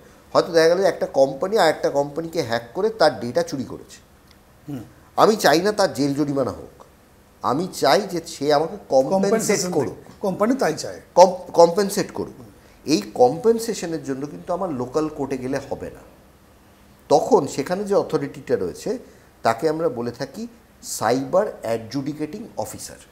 সাইবার অ্যাডজুডিকেটিং অফিসার, এই সাইবার অ্যাডজুডিকেটিং অফিসার প্রত্যেক কটা স্টেটে সাইবার অ্যাডজুডিকেটিং অফিসার আছে। এই সাইবার অ্যাডজুডিকেটিং অফিসার কে হন? যিনি principal secretary of the department of electronics, technically তিনি হচ্ছেন সাইবার অ্যাডজুডিকেটিং অফিসার। তিনি চাইলে সেটাকে সাব ডেলিগেট করতে পারেন টু সাম জুনিয়র অফিসিয়ালস। তাছাড়া যেটা করণীয় সেটা হচ্ছে এই সাইবার অ্যাডজুডিকেটিং অফিসারের যে রায়, এবং তার কিন্তু সিভিল কোর্টের পাওয়ার রয়েছে, এবং তার যে রায় তিনি সমন করতে পারেন, সমস্ত করতে পারেন, টেস্টিফাই করতে পারেন, সব কিছু করতে পারেন। দুই পক্ষকে বিচার করে তিনি একটা রায় দিলেন, এই রায় কোনো এক পক্ষ সন্তুষ্ট হলো না, হতেই পারে, আপার কোর্টে যেতে পারে। যদি না হয় তখন সাইবার অ্যাপিলেট ট্রাইব্যুনাল আছে, এর থেকে আরো হায়ার সিজিএম যেরকম, হ্যাঁ, তাতে সাইবার অ্যাপিলেট ট্রাইব্যুনাল আছে। তখনই সাইবার অ্যাপিলেট ট্রাইব্যুনালে আমরা মামলা ফাইল করতে পারি, এবং এক্ষেত্রে কিন্তু কোনো সিভিল কোর্ট কোনোভাবে হস্তক্ষেপ করতে পারে না এই অ্যাপিলেট ট্রাইব্যুনালগুলোর এগেনস্টে। তার এগেনস্টে যদি কমপ্লেন হয় আমাদের ডাইরেক্ট হাইকোর্টে যেতে হবে, ডাইরেক্ট হাইকোর্ট আর সুপ্রিম কোর্ট। তাহলে আমার adjudicating officer, cyber appellate tribunal, high court, supreme court, এই চারটে আমার টিয়ার অফ জাস্টিস সেটা কিন্তু রয়েছে ব্যবস্থা। এই যে এত পুলিশদেরকে শিক্ষা অ্যাওয়ারনেস দেওয়া হচ্ছে বা বিভিন্ন ডিপার্টমেন্টকে অ্যাওয়ারনেস দিচ্ছে, তোমার কি মনে রাখছিল যে এটা স্টুডেন্ট লেভেল থেকে একদম ক্লাস লেভেল, স্কুল লেভেল থেকে এরপর সাইবার অ্যাওয়ারনেসের উপর কোনো সাবজেক্ট বা কোনো বুকস একদম পড়ানো উচিত? অবশ্যই, মানে ইট শুড বি মেড ম্যান্ডেটরি। আমি আগেও বললাম যে প্রত্যেক কটা স্কুল কলেজে প্রতিটা ছাত্রের ক্ষেত্রে সাইবার শিক্ষা সেটাকে ম্যান্ডেটরি। যেমন আমরা ছোটবেলায় দেখতাম স্কুলে একটা করে স্পোর্টস টিচার থাকতো, শুধু স্পোর্টস থাকে, এরপর সাইবারও একজন করে দরকার, স্পোর্টস থাকে, তার সঙ্গে থাকে কি আমাদের এনভায়রনমেন্ট এডুকেশন, সেক্স এডুকেশন, এই ধরনের যেগুলো আমাদের প্রত্যেক দিনের ব্যবহারিক জীবনে কাজে লাগে, পরবর্তী প্রজন্মকে শিক্ষিত করতে হবে এই বিষয়গুলোতে। এবং এখন পর্যন্ত আমাদের যা ট্রেনিং সেশনস চলে তাতেও কিন্তু আমরা বুঝতে পারি যে নতুন প্রজন্ম যারা আসছেন, পুলিশেও তো আমাদের নতুন ব্যাচেস আসে, আমাদের নিউ ব্যাচেসেরও ট্রেনিং হয়, সাইবারের ট্রেনিং হয়, তাতেও কিন্তু আমরা দেখি প্রচুর এন্টারপ্রাইজিং ছাত্ররা আসে, তারাই এনার্জেটিক, তারা, হ্যাঁ, তাদের কিন্তু intelligence level is very high. কিন্তু it should be a combination of both, কারণ এদের এক্সপিরিয়েন্স নেই, এদের ইনভেস্টিগেশন এক্সপিরিয়েন্স নেই, এদের সাইবার নলেজটা বেশি, আর সিনিয়রদের ইনভেস্টিগেটিভ এক্সপিরিয়েন্সটা বেশি, সাইবার নলেজ কম হয়তো। তাহলে ইট should be a combination of both, যেটা পরিপূরক। হ্যাঁ, মানে ইটস এন ইকোসিস্টেম, যে ইকোসিস্টেমটাতে এইটা তৈরি করতে হবে যে নতুন প্রজন্ম আসবে, নতুন প্রজন্ম এসে কিন্তু এই ব্যাপারটাকে আগে নিয়ে যাবে। অনেক অনেক ধন্যবাদ রাশিদা, মানে এত নলেজ, এত বিভিন্ন রকমের যে স্কিলফুল ব্যাপারগুলো আছে, নলেজ আছে, অনেক কিছু জানার বিষয় আছে, আইন আছে, অ্যাক্ট আছে, সাইবারের মানে অনেক প্রস অ্যান্ড কনস আছে যেগুলো জানতে পারলাম আমরা। রাজেশের সাথে আলোচনা চলতেই থাকবে, রাজেশের সাথে আবার ডাকবো রাজেশদা। আমরা তো আলোচনা এই আলোচনা আরও বিভিন্ন অন্য একটা পড ফাইলসে আবার রাজেশের নিয়ে আসবো। আজকে এইটুকুই থাক, ধন্যবাদ রাজেশদা। Thank you.